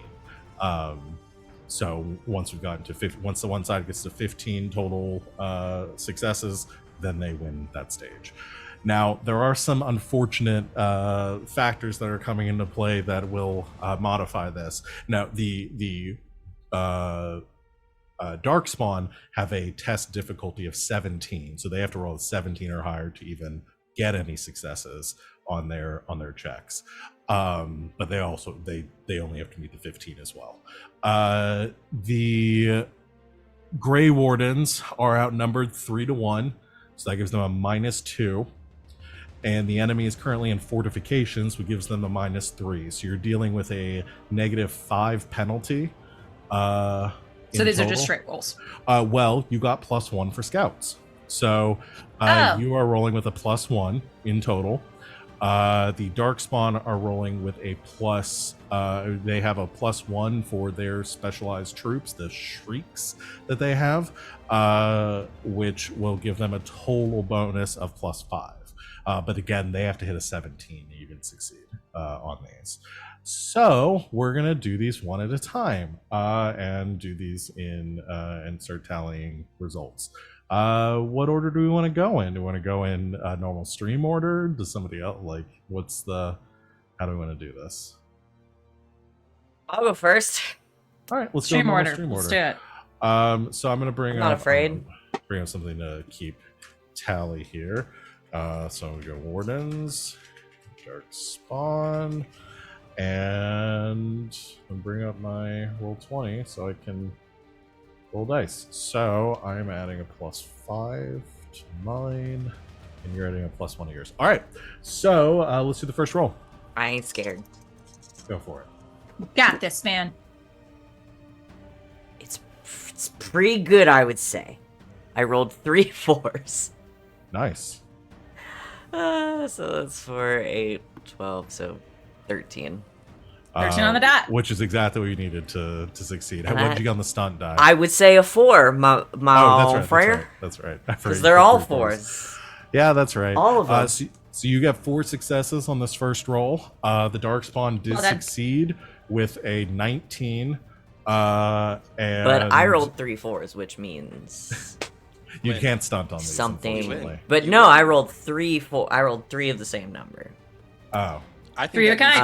I think that means you win. which I think is a royal Is flush cool. in Very Dragon cool. which is better than a 19, because when you get 3 of the same 4 number, is 12. If And you with- reverse that, that's 21. Mhm, 21 in mhm. blackjack is higher than a 19. and so I We win. win. I win. Yeah, Yeah. we won. Yeah. I didn't follow any of that. Okay. Exactly. Well, I guess you should have read the lore Bible. So where things stand, Wardens have 4 successes. Darkspawn have 3, because they got a 3 on the stunt die. On the Hey, dragon one point is winning, baby. You're ahead. One hit Let's point go is ahead alive, and 1 point is winning the game. Let's go ahead and do the next one. Sid's gonna roll 3 6s. Yeah. Sid's gonna just. Sid's gonna blow roll it up 3 a lot. 6s. Yeah. Blow on it. You too, Sita. Sita, Blow on it. participate. Thank you. And if anybody wants That's to another dunk, 654. Oh my god. There we go. Yep. So that's a 16 with the +1. And another 4 on the dragon die. All right, that brings you up to 8. The Darkspawn rolled a 9 in total. yeah. So they did not succeed on Our that dad's one. cool with your dad. So y'all are strong. very well ahead. Let's go ahead and do the third one. Wally, go I'm for just it. gonna keep sitting here trying to make another Cavaliers joke, even though we did look it up and they're not from Houston, they're from Cleveland. Cleveland Okay. Cavaliers. Cleveland In That's my right. defense- It's alliterative. Yeah, Who thinks about Cleveland? no one does. Nobody, which is why when somebody went to the Cavs, they got laughed at. Yeah, Was that? it was That city yeah. got a sports ball team, a football team that's just a color. It's just the worst color, which is brown. Yeah. They're the Browns. You know what people always say about the Cleveland Browns because they always lose? They say they're always taking the Browns to the Super Bowl because they talk about pooping, bringing the Browns to the Super Bowl. Whoa. Yeah. Anyway, Well, what you get? I got a 6, a 6, and a 4. Yeah, sorry. Okay. Forgive so us for you- not thinking Cleveland could Sorry. come up with a cool team name. So I just want to say that brown is actually my favorite color, and I know that's weird, but no brown hating. Okay. We're not hating on We're Browns. We're above hating on the that. Cleveland Browns, is what we're saying. 'cause Capital they B actually- Browns. Yeah. Yeah. So can like 6, whatever 6, color and you want, 2, you're allowed. that's a 14 plus 1 is 15. Okay, so you succeed. What do you got on the stunt die? 6. Fuck 6. yeah, Oh dude. shit. Yeah. Okay. All right. So that brings they succeed as well. I got a 5. So the Darkspawn are at 8 successes, and the Warrens are at 14, which means you're within 1 of succeeding, which means we go to our first crisis point. So instead of rolling the next check, we instead go to a crisis point. I'm going to narrate this in a minute of what's happening and how it gets there, like narratively. The ramifications of a crisis point, we're going to essentially zoom in. This is when y'all get involved as characters, and success or failure in this dictates whether there are going to be whether the whoever's side wins in this encounter gets 5. gets 5 automatically. So that could bring them within striking distance, or y'all could entirely win. Hell yeah. So the one thing I will say about this as we go into this, and this just kind of bearing this in mind, y'all do not have to succeed on this encounter. Running away is entirely possible, and you can still win the overall thing. So I've balanced these encounters with that in mind, that they may be unwinnable or very close. So So this is real it combat. We're gonna do real on. combat Yeah. now. we're about to real We're gonna combat do- because what happens, there's a That flashy part here- of the rule actually wasn't.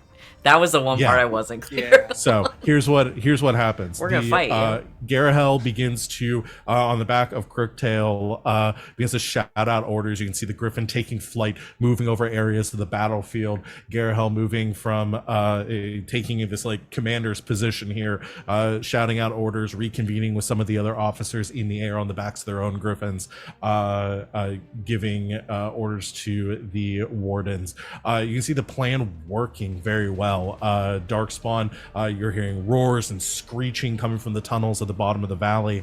The Darkspawn beginning to flood out from the tunnels and clashing with the wardens, who are drawing them back, their vanguard pulling back, holding a line, but trying to draw them away from the caverns, as you can see the tactics and training taking place. However, you hear a horn sounding to the south of you along the right flank of the Warden army. There's a small village, or the remains of a village there, flames erupting from the homes there, illuminating the early morning light, and you begin to hear horns sounding in that direction. Garahel comes swooping down to the 4 of you where you are clashing on the battlefield or firing arrows from a distance, landing amongst the chaos near you, and says, I need your help. Our right flank has been overrun. We have ogres down on that side. The wardens are falling, or my troops are falling back, but we need to bolster that, or else they'll rout us and make their way straight to the cavalry, and the chevaliers won't be able to make their ambush. So I need the 4 of you to rally who you can and head down to the right flank right now. Roger. Oh yeah, we're so on it. Yeah. All right. Shout him out. The 4 of you go rushing down that direction towards those buildings. You can hear chaos. You can see wardens pulling back. Some of them injured. Like you see one with just a badly broken leg, with 2 other wardens like pulling him away. They're mostly maintaining a perimeter near the outskirts of this town, but you can see they've been heavily overrun, and they need enough time for the to be reinforced as you come rushing through. And you can hear in the alleys of the streets, or kind of around a corner here, you hear the smashing of some large creatures in down the street. And I'm going to take us over to the battle map. Whoa. Look at that key. Hang on, chat. You're gonna love this one. Yeah, it's so awesome. It's cool. Animations. All the pretty animations. Yeah, I've got gifts. There's some Holy straight up, shit. like Angel Fire level gifts. Like it. So you can see around the corner as you're coming around the bend. They probably haven't noticed you exactly yet, but there are 3 ogres that are lumbering down the street, smashing into buildings, and crushing the remains of fallen soldiers here. I'm going to have you all roll initiative. Oh, buddy. Oh boy.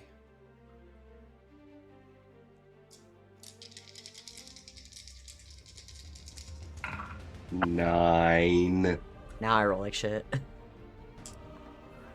All right, let me get up the tracker here. All right. I go so slow every time. I really need to get a focus and initiative. Shit.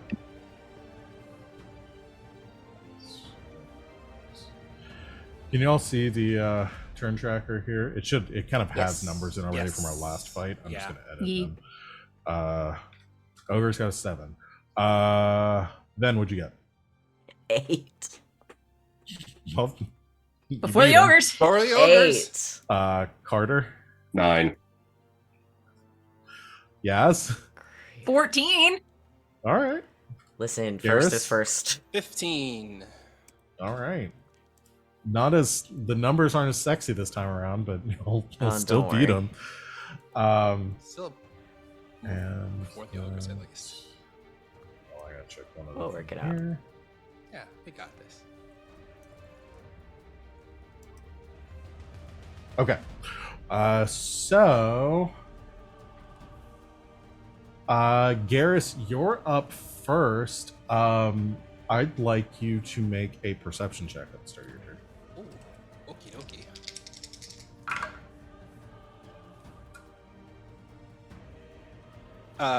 That is a 21, and I got 6 in the dragon dice. Oh shit! Oh, so you stunted? Now I'm going to tell you all an extra little fun mechanic here. There is an additional stunt option that y'all have. It is 6 stunt points. It's called "We Are the Champions." Again, this is in the book. I did not make this up. You perform a stunt that is so impressive, it inspires the troops and intimidates those of the enemy. Your commander adds 1 to their advanced test total for this stage of the battle. So you get to give Garahel a modifier on his next check. Okay. So On his next check, as in the next the next part? battle. Yeah. Or no, on this stage of the battle. So once we come out of crisis, and That brings us to 15.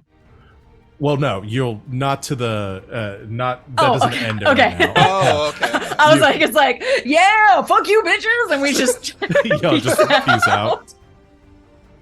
Ah. No, we still have to play this out, but you Oh, can add okay. he gets out a +1 afterwards. So, Sweet. alrighty.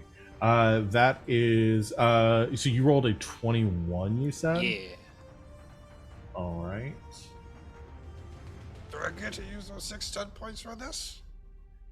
Yes, you could use if you want to Do use. you want to do the We Are You Champions? could do the We Are the Champions, or you could do something else if you want. Well, let me. Actually, that was an exploration stunt, so I don't even know. I think it has to be a combat. Oh, okay. Oh no, sorry. This has to be either a combat or a spell stunt. Got it. This Okay, is cool. not. This is not a.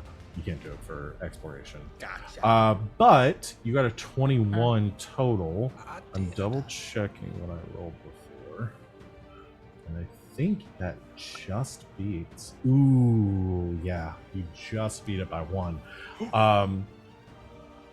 Garas, you come around. You're kind of peeking around the corner here, and you notice something else. You hear a crunch, and you see something like you see one of the shingles fall off the roof, and you realize there are darkspawn moving on the roofs of these buildings as well.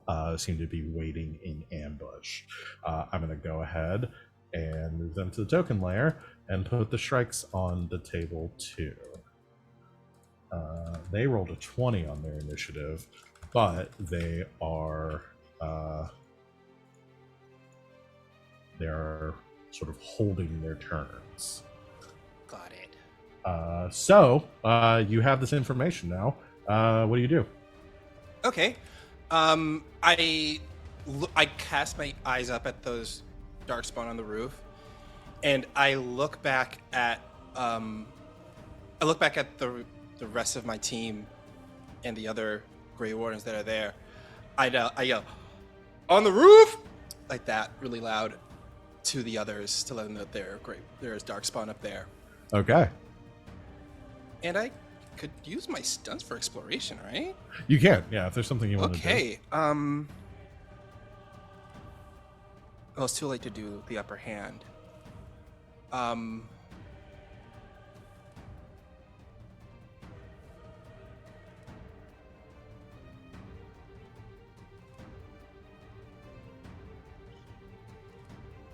I would like to also do advantageous positioning.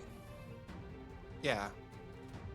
Advantageous positioning. Make a discovery from advantageous position of your choice. That position, however, can't be more than 2 yards away from the place you would normally lead your discovery.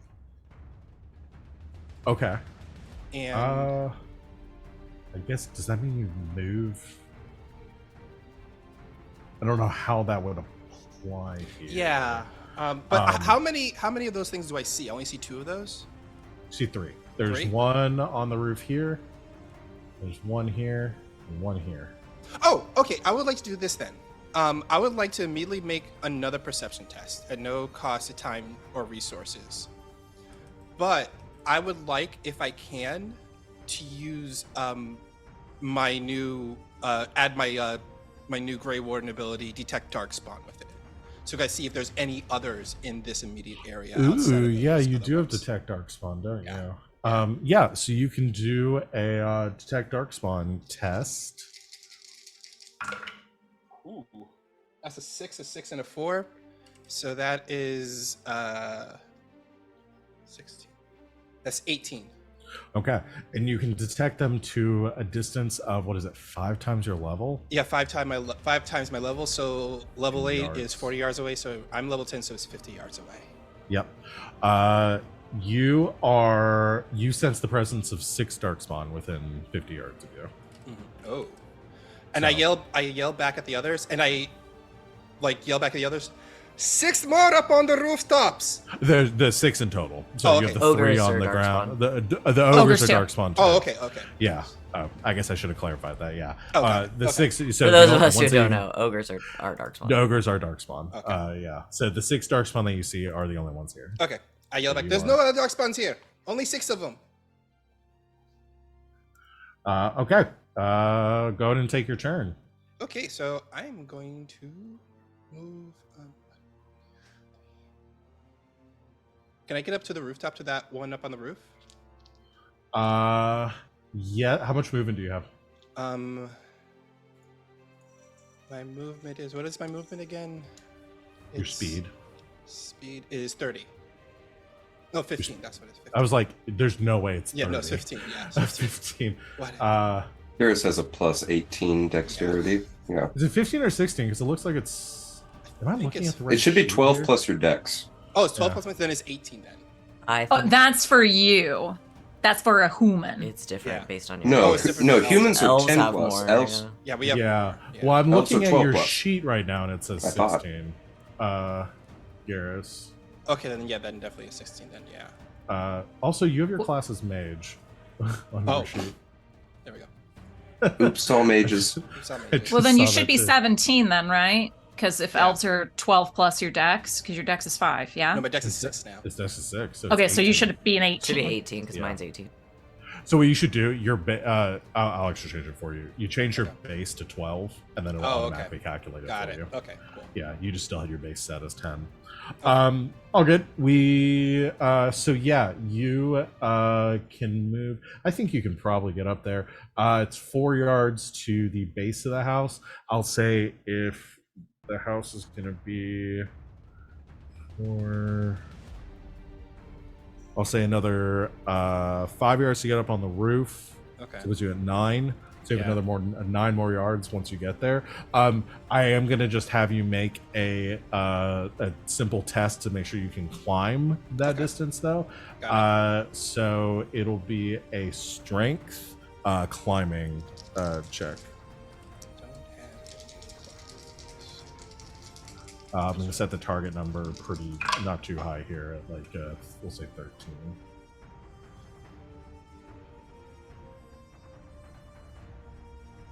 That is 14. Oh, you made it. Cool. So yeah, you can climb up, and you've got 9 more yards of movement. Okay, then I'm just gonna move up to this dark spotter right there. Okay. As you you climb up onto the roof, come running over the shingles, cracking under your feet. You see this slender, kind of long-armed darkspawn with these 2 knives extending out from its hands. It's got this metal visor on that kind of comes to almost like a beak-like point at the front. It's crouching and hidden here. As you come wheeling up, it did use on its turn. Because it went before you and it prepared an action, which as you approach is going to make an attack against you because it had that prepared. So I'm gonna do a attack, but that's probably not gonna hit. That is a 16. That's on the button of my defense. Oh, that is? Okay.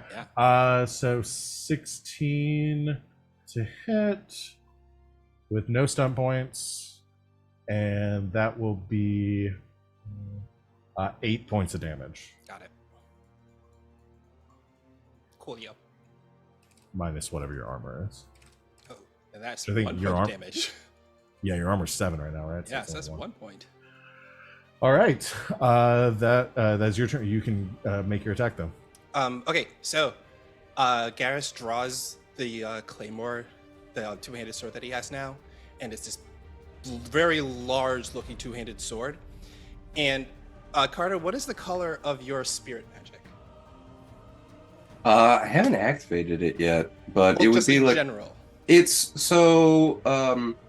I've always thought of it as like a mix of like a bright lyrium blue and then like that weird green gray that you see in Inquisition of the Fade. Okay, so as soon as he draws the blade, he looks back at you, Carter, says like, "This one's for you, buddy." And you see one of the runes that he put on this two-handed sword, which is the forgot the name of it already. Which is the elemental, the rune of elements, but he has a spirit rune. And you see it takes the rune takes the same color as Carter's spirit magic, as it just coats up the blade in this Illyrium like faded green blue. And he takes a swing at this dark spot. All right. So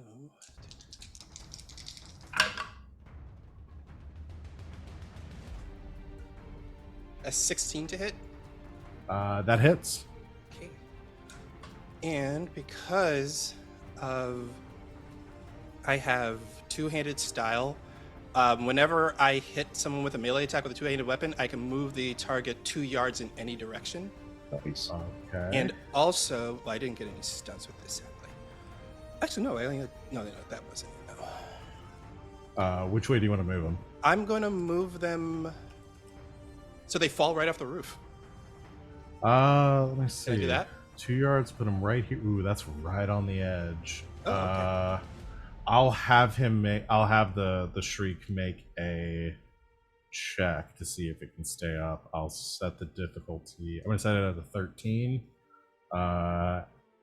Dexterity. It's +5. I rolled an 11. +5 is 16. So he stays on the roof.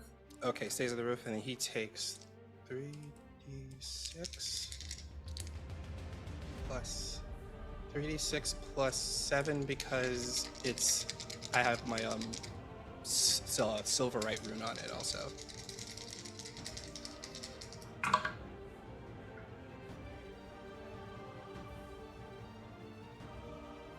That's 16 points of slashing. 16 points of slashing. Okay. They have 3 armor, so that'll reduce it to 13. Still a heavy hit as you bring up your great sword. You slap, like almost impacting more than slashing against this thing's blades as it tries to slash out at you, and then Holdo defensively is thrown back, digs one of the blades into the roof to stay up, just like shrieks in your direction. But that's the end of your turn, correct? That's all I can do. All right, that is gonna be Yaz. Okay. Deciding whether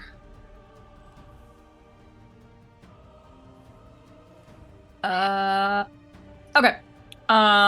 I will just go ahead and get it over with and use my minor action to activate shadow mode, unless you'd be so gracious enough when I yelled it earlier to say that I could have done it. How long does your shadow mode?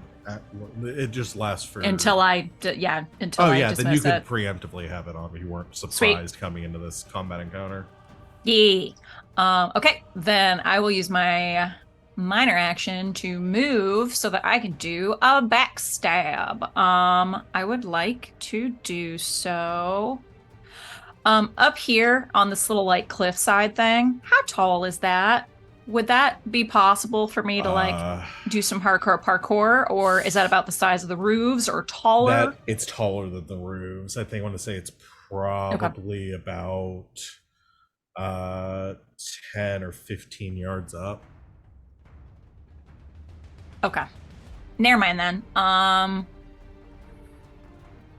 Like yeah, you this could guy probably on the roof. scale it. It's just gonna it would take some time to get up there. Nah, we'll move then over yaw. And I guess we'll pop out and surprise Oh, you just moved this. Oh shit. My bad. Yeah, and we'll surprise this guy. Okay. So I'm gonna do the backstab, which is I do a stealth, and they have to beat my with perception seeing. So my stealth, it's not great, but I get a +8 when I'm in shadow mode. Yes. So that's going to be 9, 12. Well, that's a 20. That hits. Awesome. So they didn't see me? Oh, sorry. It needs to roll a perception seeing. Okay. No, that was an attack. That was my stealth roll. They need to roll perception seeing to see if I can backstab them. Okay, it has to be seen specifically. Yep, perception seeing. Okay. Just making sure smelling wouldn't work in this. So that's only a 15. Cool. Okay, so I can backstab, which means I get a +2 to this.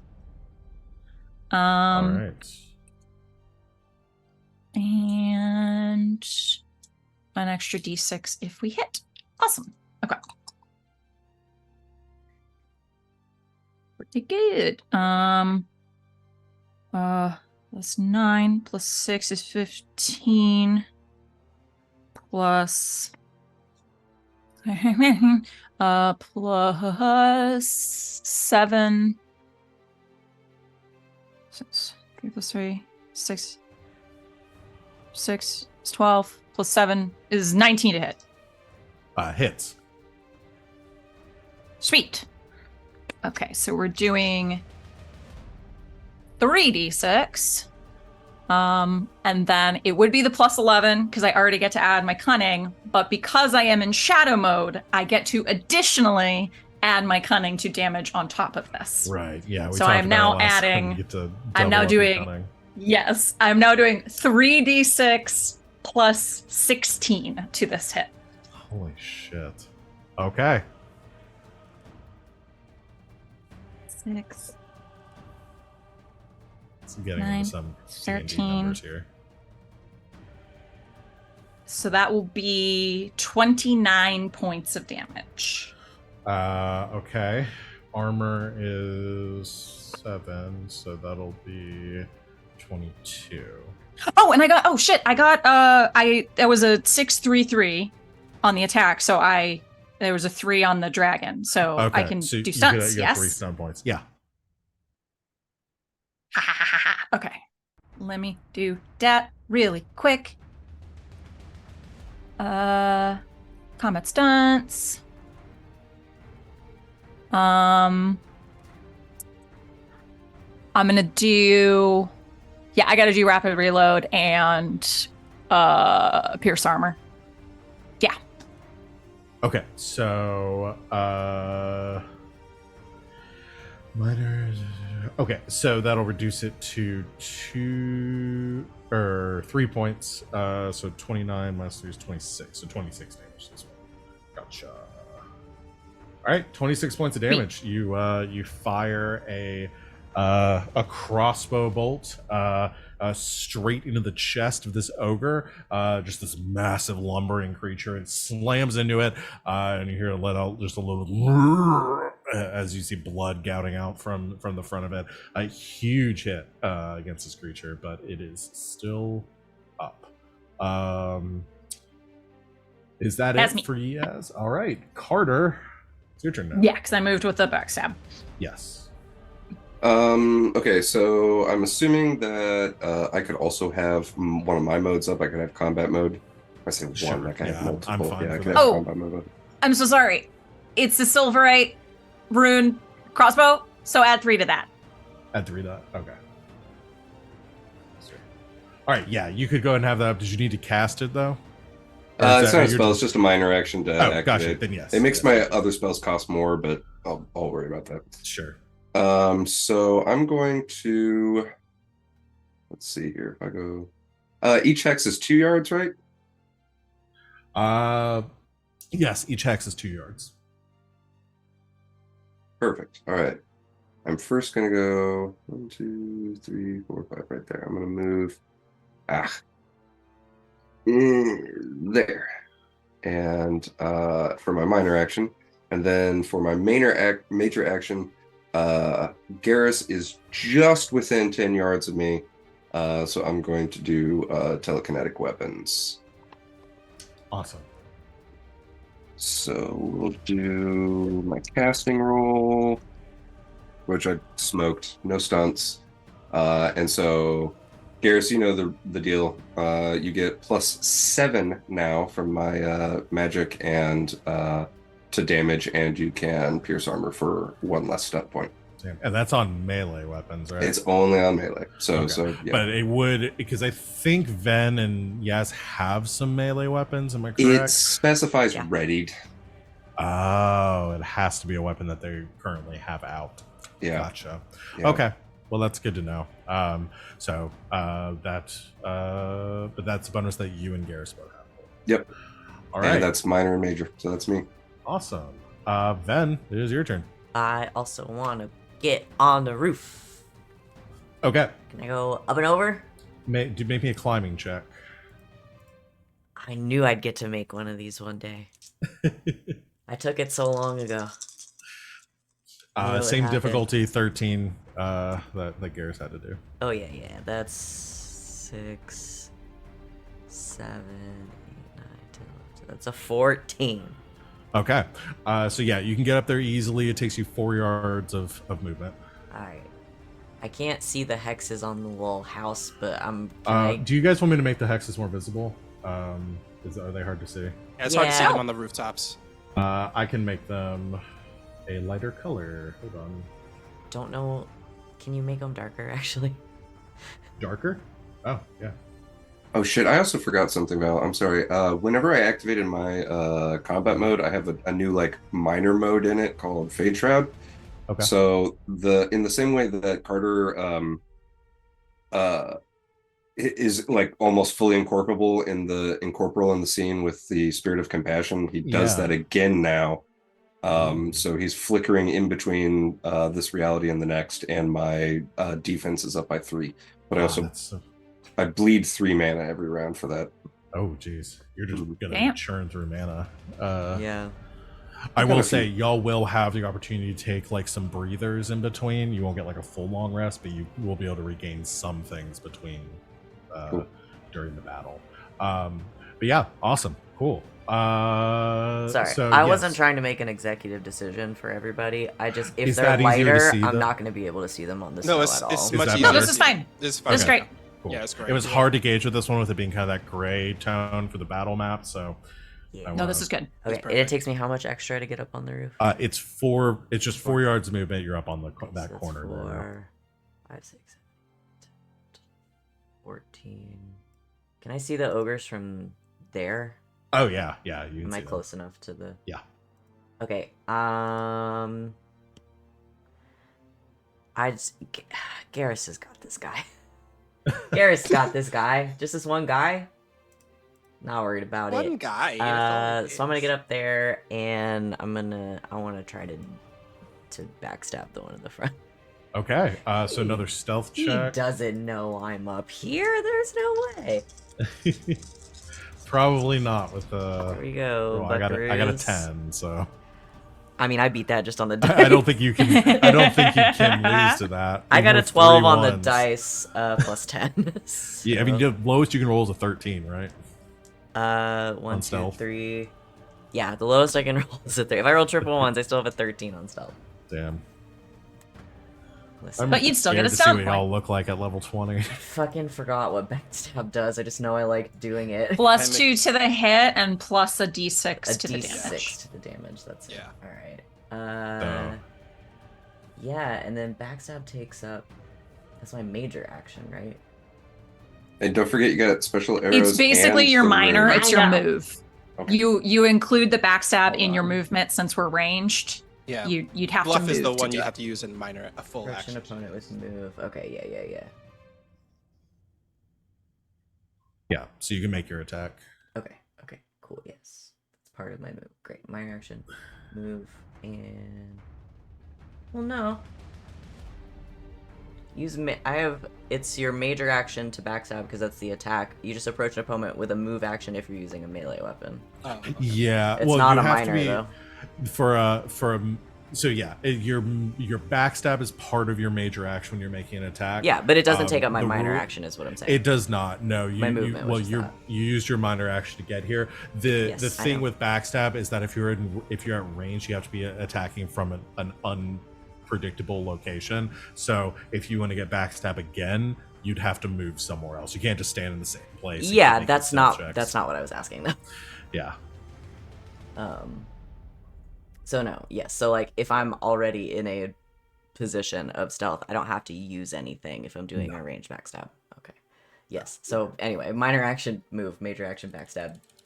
Go for it. Sneak attack. Yeah, the thing I was looking for was a stun. So we're not there yet. Thanks.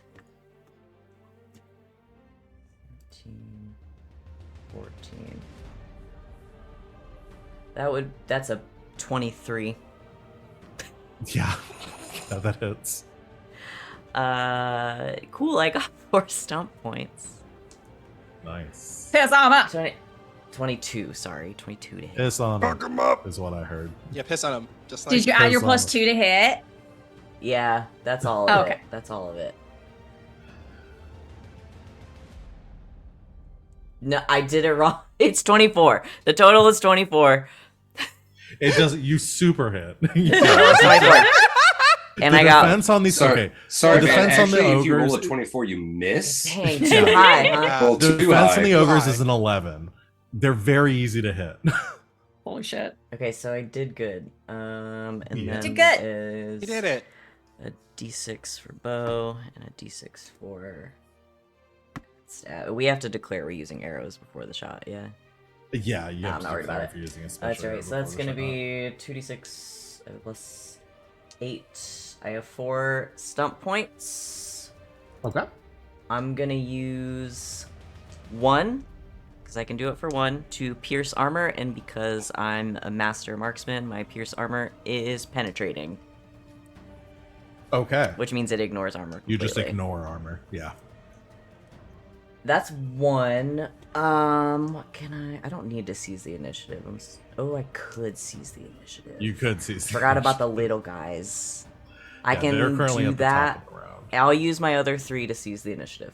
Yeah. So what does that? I forgot what season initiative does. Do you re-roll your initiative, or does it just move I think you? it just it's Like been a while it moves since you to I the top of did the it, but round. I'm pretty sure it just moves me to the top. Let's look. Seize the initiative is your attack changes the tempo of battle. You move to the top of the initiative order. Damn. All right. Well, you're gonna essentially get Which to I can go do for 3 twice in a instead of row after 4. after Because of the my- ogres. So, I'm gonna go ahead and change your initiative to a 21. It's fine. We'll finish out your turn, but you're gonna be right there now. Yeah. All right. So do your damage. I am. That's 4, 5. Actually, a really clutch move. Plus your cunning. That is, I have it rolled in on my sheet already. Get. You guys keep saying stuff while I'm trying to do math. I'm sorry. Fuck.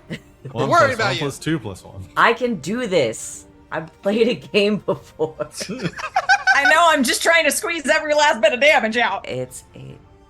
That's 12. It's 14 is the damage.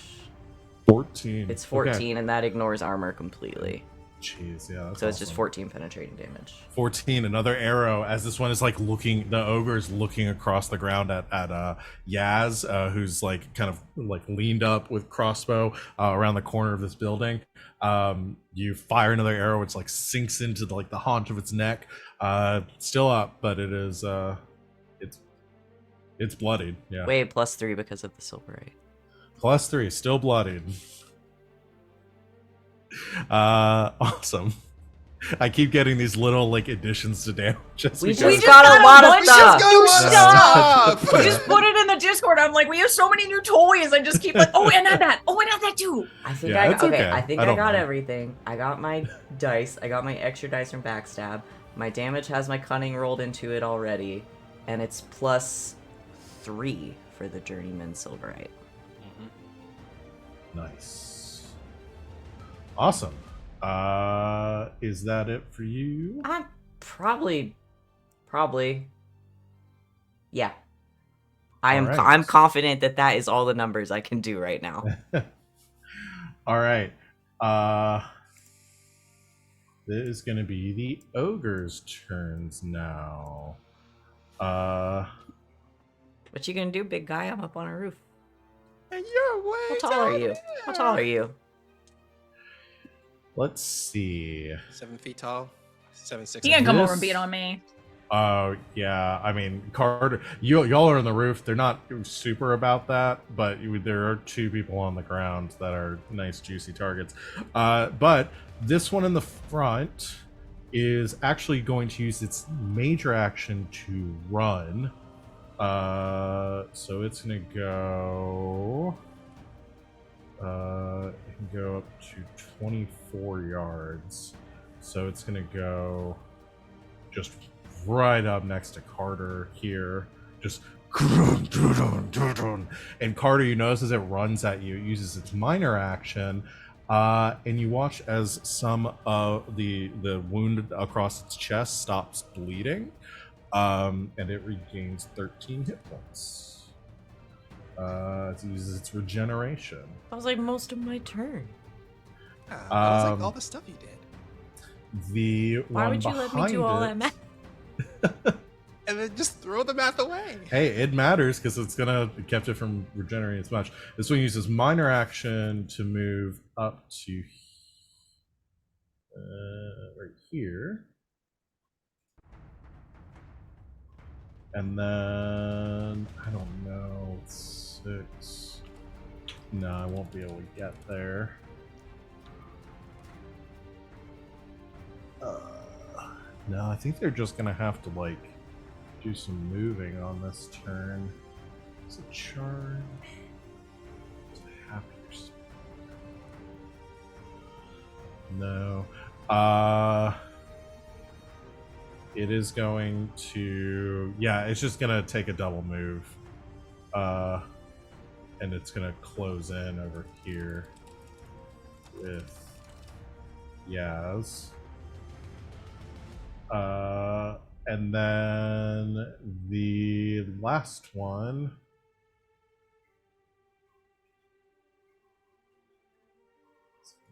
here. And what's the range on this?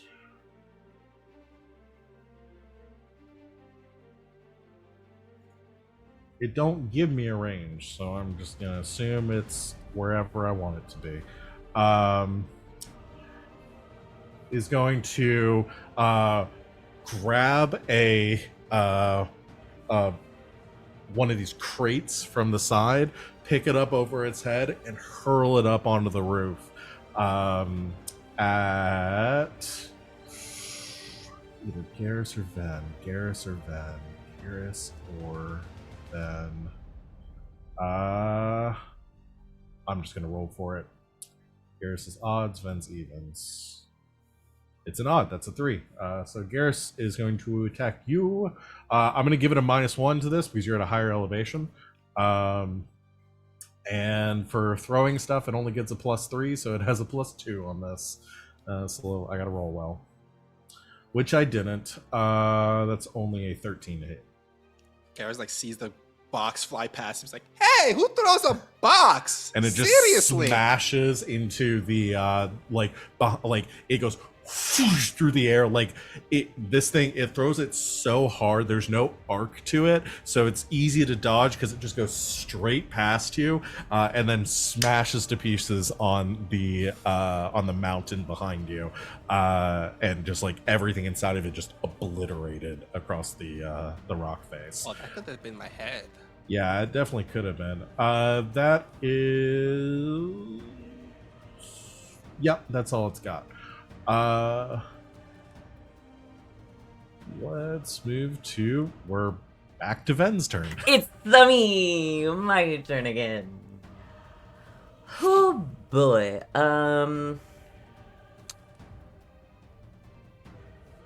I get it's probably harder for me to see these other guys now, yes. From your vantage point, yeah, you'd have That's to fine. move to get an angle on them. I don't want to do that. I'm gonna start picking off the other ones. What are these the two smaller ones on the what are they fighting with, the guys on the roof? They have arm blades. Okay. But these guys aren't like bowed up. You don't see any ranged weapons on them. All right, great. Sounds like we got some time on those. I'm gonna fire at the other. Yeah, it ogre looks like that's they by were. itself. It looks like they were preparing and hoping they could ambush and jump down on some people who came into sucks to battle. suck. So yeah, unfortunately, they had a 20 on their stealth, but a 21 just did it. But not very good on planning. That's okay. I'm gonna aim on minor action. Aim. Then I'll fire at the big guy. Okay. He probably knows I'm up here at this point, yeah. Yeah, you'd have to move to get backstab. I don't really want to do that. I will aim. Oh, wait. Where's my freaking archery? Which will add a 2 to my attack roll instead of a 1. Because of my archery style. And I'll put a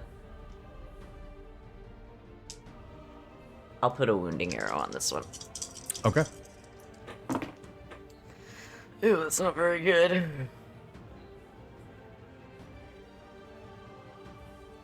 That's a 14. It still hits. Awesome. I love it. And so... Oh, not that archery style. Yeah, okay. No stunts. It was a freaking boring turn. It's okay. Wow, that sucks. Oh. 8, 9. It's 11. 11 damage. Yeah. No stunts though. No. All right. Okay. Hey, every little bit counts. I mean, they do have to use their minor action to regenerate, so it does limit their action economy. Yeah. Just make That's them, okay. them taking This is damage kind of if a they do bonus deal with- turn from last time, so Yeah, that is fair. I'll take it. All right. That's it for you? Yep. All right. It is the Shriek's turn now. Come on, dipshits, what are you gonna do? Run all the way over here? I need everyone to make a willpower courage test. Oh, I actually have that. Not self-discipline. Nope. Willpower courage. Okay.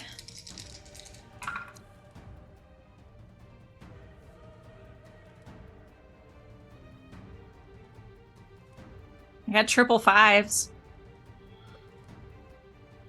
That's good. 17. All right. You succeed. 15. Succeed. Also 15. Succeed. I got a 12. Succeed. You all Oh, succeed. The one on the roof here that almost got knocked off uses this minor action to shriek, as the name would imply, and just this blood curdling, just screech emanates. Everyone hears it. You feel like your bones shaking. Just this instinctual fear of something inhuman letting out this terrible sound. But you withstand it. The others are not going to shriek because they got to move. So this one is going to move. All right, they got 16 yards base. So I'm going to go there. Leaping off the roof. I'm going to go there. And then they are also going to climb.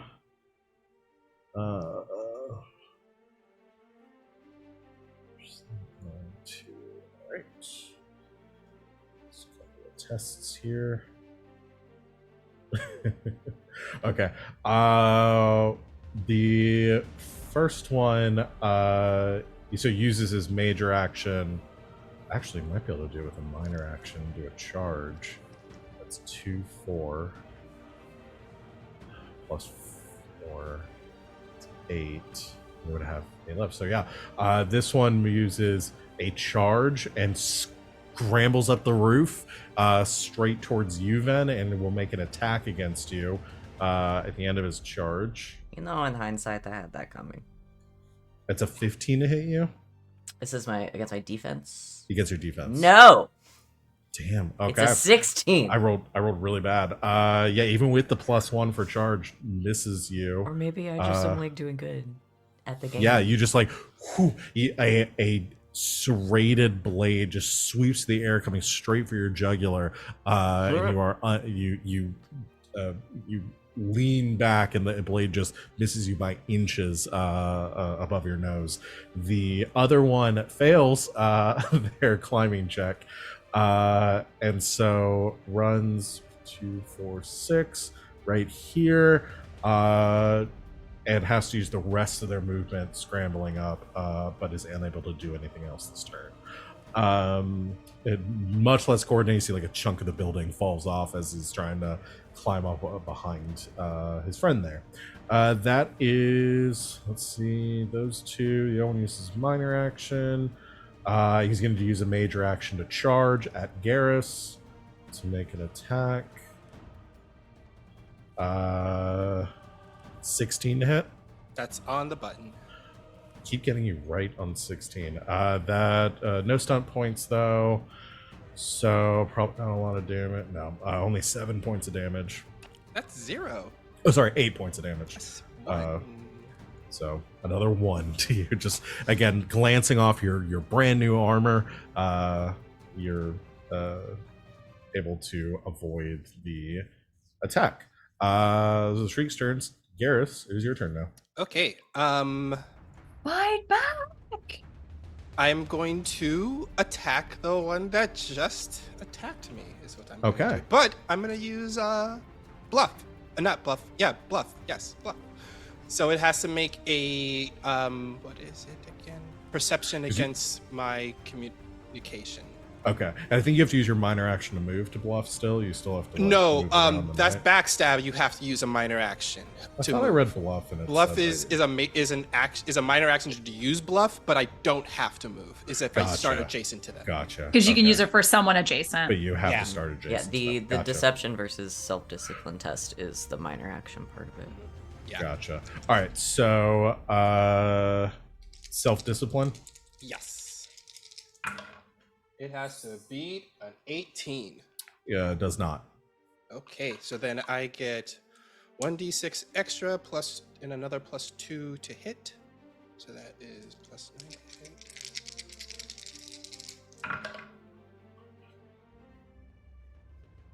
14 plus 9, that's 23 to hit, and I got Hits. 5 stun points. Yeah, that definitely hits. Okay, and I have 5 stun points, so I'm going to use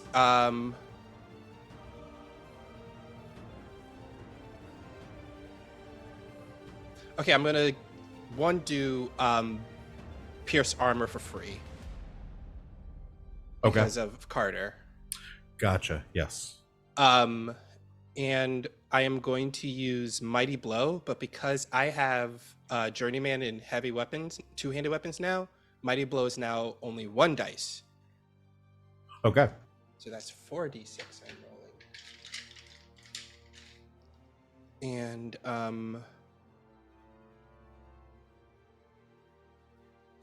they adjacent to me? No, they're not adjacent to me. Also, I'm gonna add a skirmish to it. Also, so they're gonna get pushed back 4 yards in total. Okay. And it's a +7 to damage, right, Sita? Okay, so that's 4 plus 14 to damage. So Oof. here we go.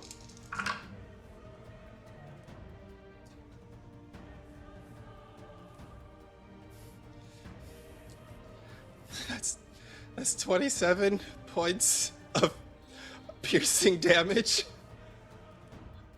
Well, and you do like full penetrating damage, right? No, that's No. only if I'm using dual weapons. I'm not Oh. using my dual weapons anymore. Got it. I'm using my two-handed weapon. Gotcha. 27 you said, and you Oh. did 28 because of the silvered. And I did piercing damage also. gotcha. You fully slash with your sword, catching the side of this Shriek's head as it's screaming in your face, as it lunges towards you, and fully decapitate it with a single swing. I do like Brendan Fraser did in The Mummy, where the shrieks at me, and I just yell right back at it, and I cut its head off. Yeah, exactly. You don't just hold up a cat in front of it. Yeah. Yeah. As I hold up Brendan in front of it, then I just drop him and I slice him up. That Shriek is fully dead. Awesome job, Garrus. I think that's minor major action. Yeah, that's minor major. Yeah. All right, I want to see if we can finish out this round before we wrap it up today. Yaz, it is your turn. Could I do some hardcore to jump up on the roof next to Garas. You can attempt to climb, so you can make a climb check to try to Non do that. acrobatics check. No, you can't. You can't backflip. I can't up on hardcore the roof. parkour like off No. of the like use his It's knee as still- like a springboard and It still requires climbing. you could do it if there was a willing person there, maybe, but there is not a willing person in front of you. Ask politely. excuse you want to me. make Oh, you want to God. make May I a use your knee persuasion for a check on the moment? ogre? No. All right. Those are the two options I'll give you: persuasion check on the ogre or strength climbing. You only have to beat a 13. You only have to beat a 13. A 13. Yeah. That's good because it's not great.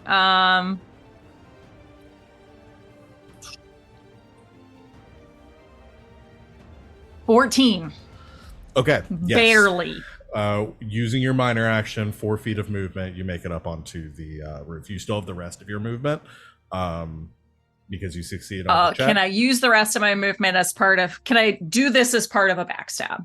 Like getting away from this guy, hopping up on the roof, finding a position. Who are you attack? Yeah, who are you attacking? I think pretty much anyone you could argue for a backstab there since you're moving.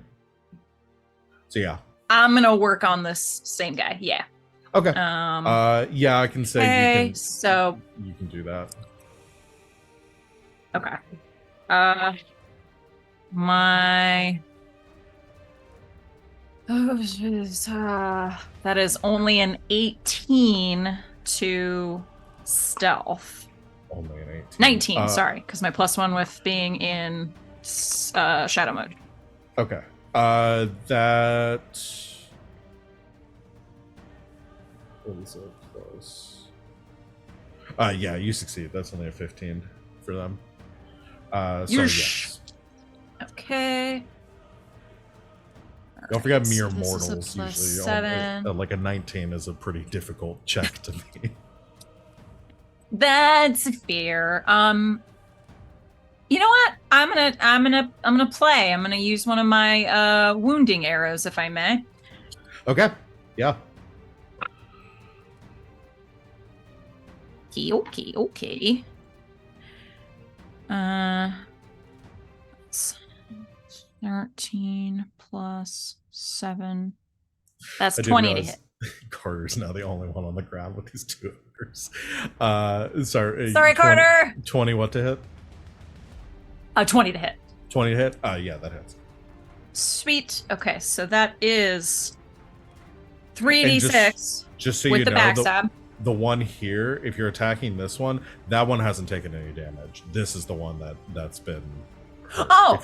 If you're wanting to go for the one that's been taking damage. Oh, I got confused. Yes, I Yeah. want to do that one then, and maybe Okay. that'll take some heat off of Carter then. Gotcha. Okay, so then I'm doing 3d6 with the backstab, plus 11 generally, plus the 5 again for being in shadow mode to add my cunning again, which is a 16, plus the 3 for the Silverlight rune. So this is 3d6 plus 19. I believe you. Not That's all I great can rolls. say at this point. I trust you. I believe you. They weren't great rolls.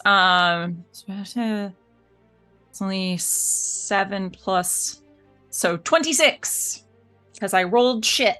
Okay, did you pierce? I didn't have any stun points. No. Okay, 26 minus 7 is 19 points damage. Okay. All right, that's still a heavy hit.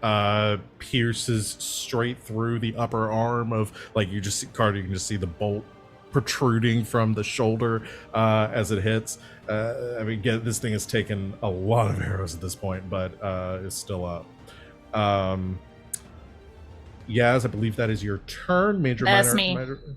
Minor action. Carter, David and Goliath down there. What you got? Can I squeeze in between these two? Can I like slip through this area over here? No, because you'd have to, when you move, you have to go to a space with the hexagons. You have to move to a space that's flat side that's touching it, and that space is occupied by the ogre. So you. But I mean, I'm trying to move like over here. Yeah, well, that's so like in order to move from here to here, you'd have to go into one of those spaces first. Okay. So yeah, and those are occupied. So no, Come join the rooftop, friends. That's fun. Can't move between them. That actually does sound kind of appealing. So I think Carter, in his flickering form, his voice kind of comes off kind of shaky and quavery almost. He says, well, I don't want to be the only one on the ground. And I'm going to cast my nifty new spell that my gracious storyteller allowed me to create, and I'm going to cast Fade Step. Okay. Yeah, this is a custom spell that Carter, that Sita and I crafted for Carter. Yeah. And What'd Dad do? I'll tell you here in a second, because I just got 4 stunt points on the casting. Ooh, nice. Oh yeah, that's very cool. Okay. Yeah, I'm gonna use fast casting. Okay. So I'll get another spell after this. Carter, his flickering form kind of bleeding off into the air around him, for a split second, leathery dragon, reptile-like wings, bat wings, kind of like burst off of his sides, and in a blurring blink of an eye, he like a blazing beam of light that he follows along, and in an instant is over here. And I'm going to also get to make a free attack against that ogre there. Okay, so you're teleporting like onto the roof and then attacking down against this thing. Got it. Mm-hmm. Because I assume it's tall enough. Oh, it is tall. Yeah, that it's kind of at roof height. Huh. Well, I just got 4 more stunt points. Jeez. Yeah. Combat stunts. I'm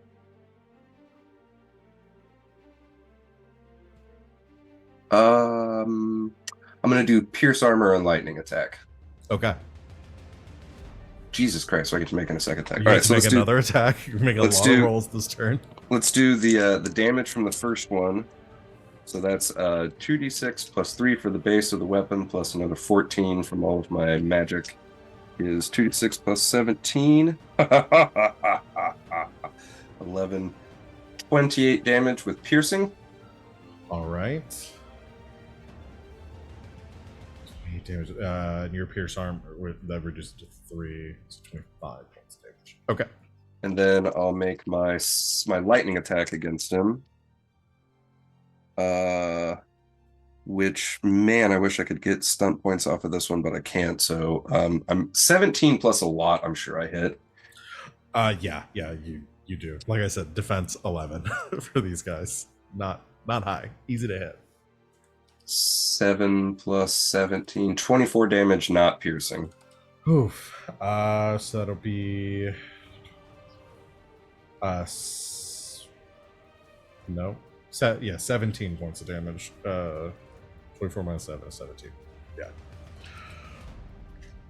All right. And then for my extra spell, I'm going to do the same thing. Okay. So let's see. I don't get stunt points for this, but it successfully casts.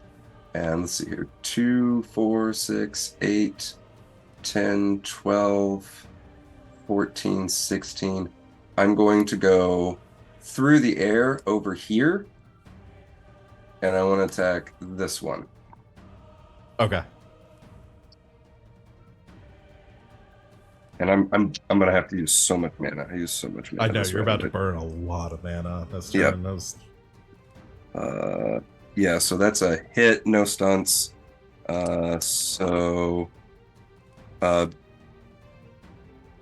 did 11, 17, 28 again, but no piercing or anything. All right. Oh man. Okay. He's still up. Oh my god, he's still up. He's still up. Hey, I'll just peek behind the curtain. Had 28 hit points left. Only thing that saved him was his armor. Oh jeez. All right, so now I need to calculate how much mana I just spent. So it's 3 to keep my Bait Shroud thing up, and then I used maximum mana on the Fade Step both times, so that's another 18. Okay. Plus another 2 because of the armor strain, so 20. Okay. I just used so much mana. Yeah. Well, I'm gonna have the ogres take their turns. Then that'll be where we end today. This. Yeah, they're gonna have to move, so they're not gonna be able to regenerate, unfortunately. But this one's gonna climb up, join the roof party over here. Climb up onto the roof next to Yaz and Garas. The roof is just like straining underneath it. You're like cracking, like I think one of its feet just fully goes through the roof, but it's still like climbing up on top towards you. I'm glad it's good you moved off the roof, Carter, because both the ogres were going to climb up onto it if you had stayed up there, and the whole building was going to fall. There was a chance the whole building was going to fall down at that point. Not up to code. The other one is going to move just a little bit towards you here. And then, fuck, this one still needs to join the party. We'll move 12 over there. And then, oh yeah, that puts them in range of a charge attack. So they will then charge the rest of the way. Right here to... All right, so it's going to be one attack against each of Carter, Garas, Yaz. And I think they're all gonna do... Let's do... smash attacks. It's one less d6, but better chance to hit. Okay, so first one against Carter. That is a 25 to hit. Sorry, that misses. No stun points, though. That'll be 15 points of damage. No piercing or anything like that? No piercing or anything. You can, you can reduce it. The one in front of Garas, it's a 21 to hit. Again, no stunt points. That hits. 17 points of damage to you, Garas. And then Yaz, this one gets a +1 to it. That is a 19 to hit you. Yeah, that hits. Again, no stunt points. Dying here. It's 18 points of damage to you guys. Okay, so -8, so 10. Okay. And that is the 3 ogres' turns as they collide, finally crashing down on all of you. Brings it around to Venn, but that is where we're gonna have to end for today. So let's go ahead. Well, I know we're over time, so we'll make things quick here. But as the battle rages on, the war in the distance, and while it's still hanging in the air, we'll see where our crew picks up next time and how the Battle of Hossberg concludes. I'll put on some more relaxing music here. Okay, let's go ahead and let's go on and wrap things up. Let's just do real quick stars and wishes, and then we'll end for today. Sound good? All right. Van, you want to kick us off? Yeah, my star is not going to a character, it's going specifically to a player, and that player is Sid. Because I think without Sid's contributions just to the general state of being a rogue, I wouldn't be very good at it. No, it just you have a brain for this kind of thing, and I appreciate when you guide us along and remind us of stuff that we definitely forgot. Tell me to shut up. Seriously. No, it really is like squeezing every last damage point out of there. It really is like very helpful though, and I want to sort of hang a lantern on that because usually we do character moments, but you do that, and not just with combat, with sort of all manner of party stuff. I know Yasmera has taken on a lot of that, and also Sid has taken on a lot of that. So thanks for doing that because some of our brains don't work that way, and it's very helpful and good, and it makes us stronger when we know when together we remember our abilities. So yes, that's my star. My star is for bookkeeping today. I wish I don't know. I just want to do more cool fighting. There's lots to come. I'm Uh, not really missing anything right now. There are just Yay. things coming up that I'm excited for. So well, I'm excited that y'all are excited. I've got some fun encounters for the rest of this this mass battle, and then obviously a lot more in the works for future stuff. So I'm glad you're all enjoying the maps too, because it's been nice having these. They're so pretty. They are. I'm so glad Chat got to look at them. Yeah, They are I've spent a long beautiful time maps. putting this one together. So, awesome. Thank you, Van. Sid. My stars gotta go to Venehn and Garas for the lovely little. Hey, friend, you good? But seriously, are you good? But really, you good? You sure? It's cute. They're friends. I love it. Always love that shit. So excellent. Thanks. Keep it up. My wish is for the big cinematic, like all of us walking all four in a line up to Key Amaris's car. Amaris car, not Amaris's car. I'm Amaris. No. Amara's car. they are only a couple letters off from each other. We're about to have a crossover here. Yeah, crossover episode. Yeah, just all walk in. Maybe that's the Kill Bill moment of like all of the those folks walking into the church together is one of those, and then we hear Amara go, "Ah!" and it's gonna be great. We're gonna kick that bitch's ass, and I can't wait. Once you find out about it, yeah. Yeah. Lovely. Thank you. Wally. My star. Oh boy, there's such really cool combat stuff today. Man, I don't know what to choose. Wally spoke the word of combat, and so the music the changed. music I decided Yeah, we're really. going back to combat now. Yay! My star though. I gotta echo. I really gotta echo Van on this. Like giving Sid a star for just like keeping track of all those little things, because Please don't give me stars for being obnoxious. Please stop. Like seriously, It's you not don't have It's to. not obnoxious. Yeah, it's helpful because I never think of that stuff, like the bookkeeping stuff of when I'm playing. I never think of that. And when we were doing the shopping stuff, you were like so on track, keeping track of every single thing we bought, and like you're just so great. Thank you so much for doing that, because You doing I that would makes forget. us better at keeping track Yeah. of stuff because we get those reminders. Yes, it is great, and thank you so much for that.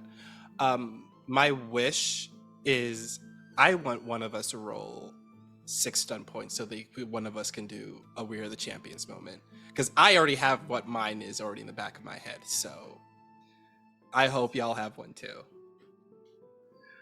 Love it. Thank you. Sita, bring us Yep. home. I'll do it. I mean, my initial idea for the wish, like it's so already echoed. Like it is absolutely Sid. Thanks for keeping track of stuff, but it's really like my star is to all of us today for like the big glow up that we all just had. Like we were already pretty badass, and like the numbers and shit that are flying around this combat are awesome. We're so cool. And my wish is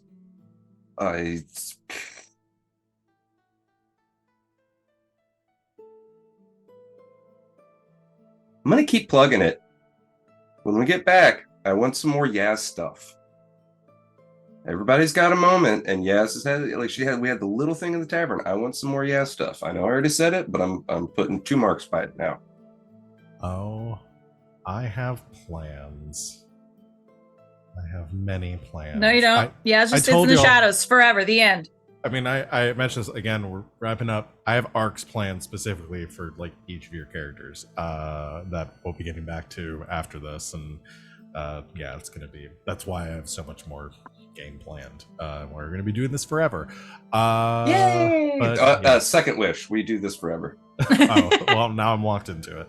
Let's go and end it there, though, because it is getting late. Thank you, everyone out there, for watching. We will be back next Monday to continue. Join us in the meantime, like I said, Thursday for our next game, Elegance and Vigilance, D&D in Good Society, at 7 o'clock Eastern Time on Thursday. And for everything else as well. Plug one more time, War 47 finale this coming Saturday. Please join us for that. And then please join us for the start of our Blades in the Dark game the week after. Thank you to my lovely players for making this game a joy to run, as always. Thank you for the game. Thank you And for the thank game. thank you for the game. And thanks everyone out there for watching. We'll see you in 1 week. And until next time, good game and good night, internet. Support SAG after, y'all.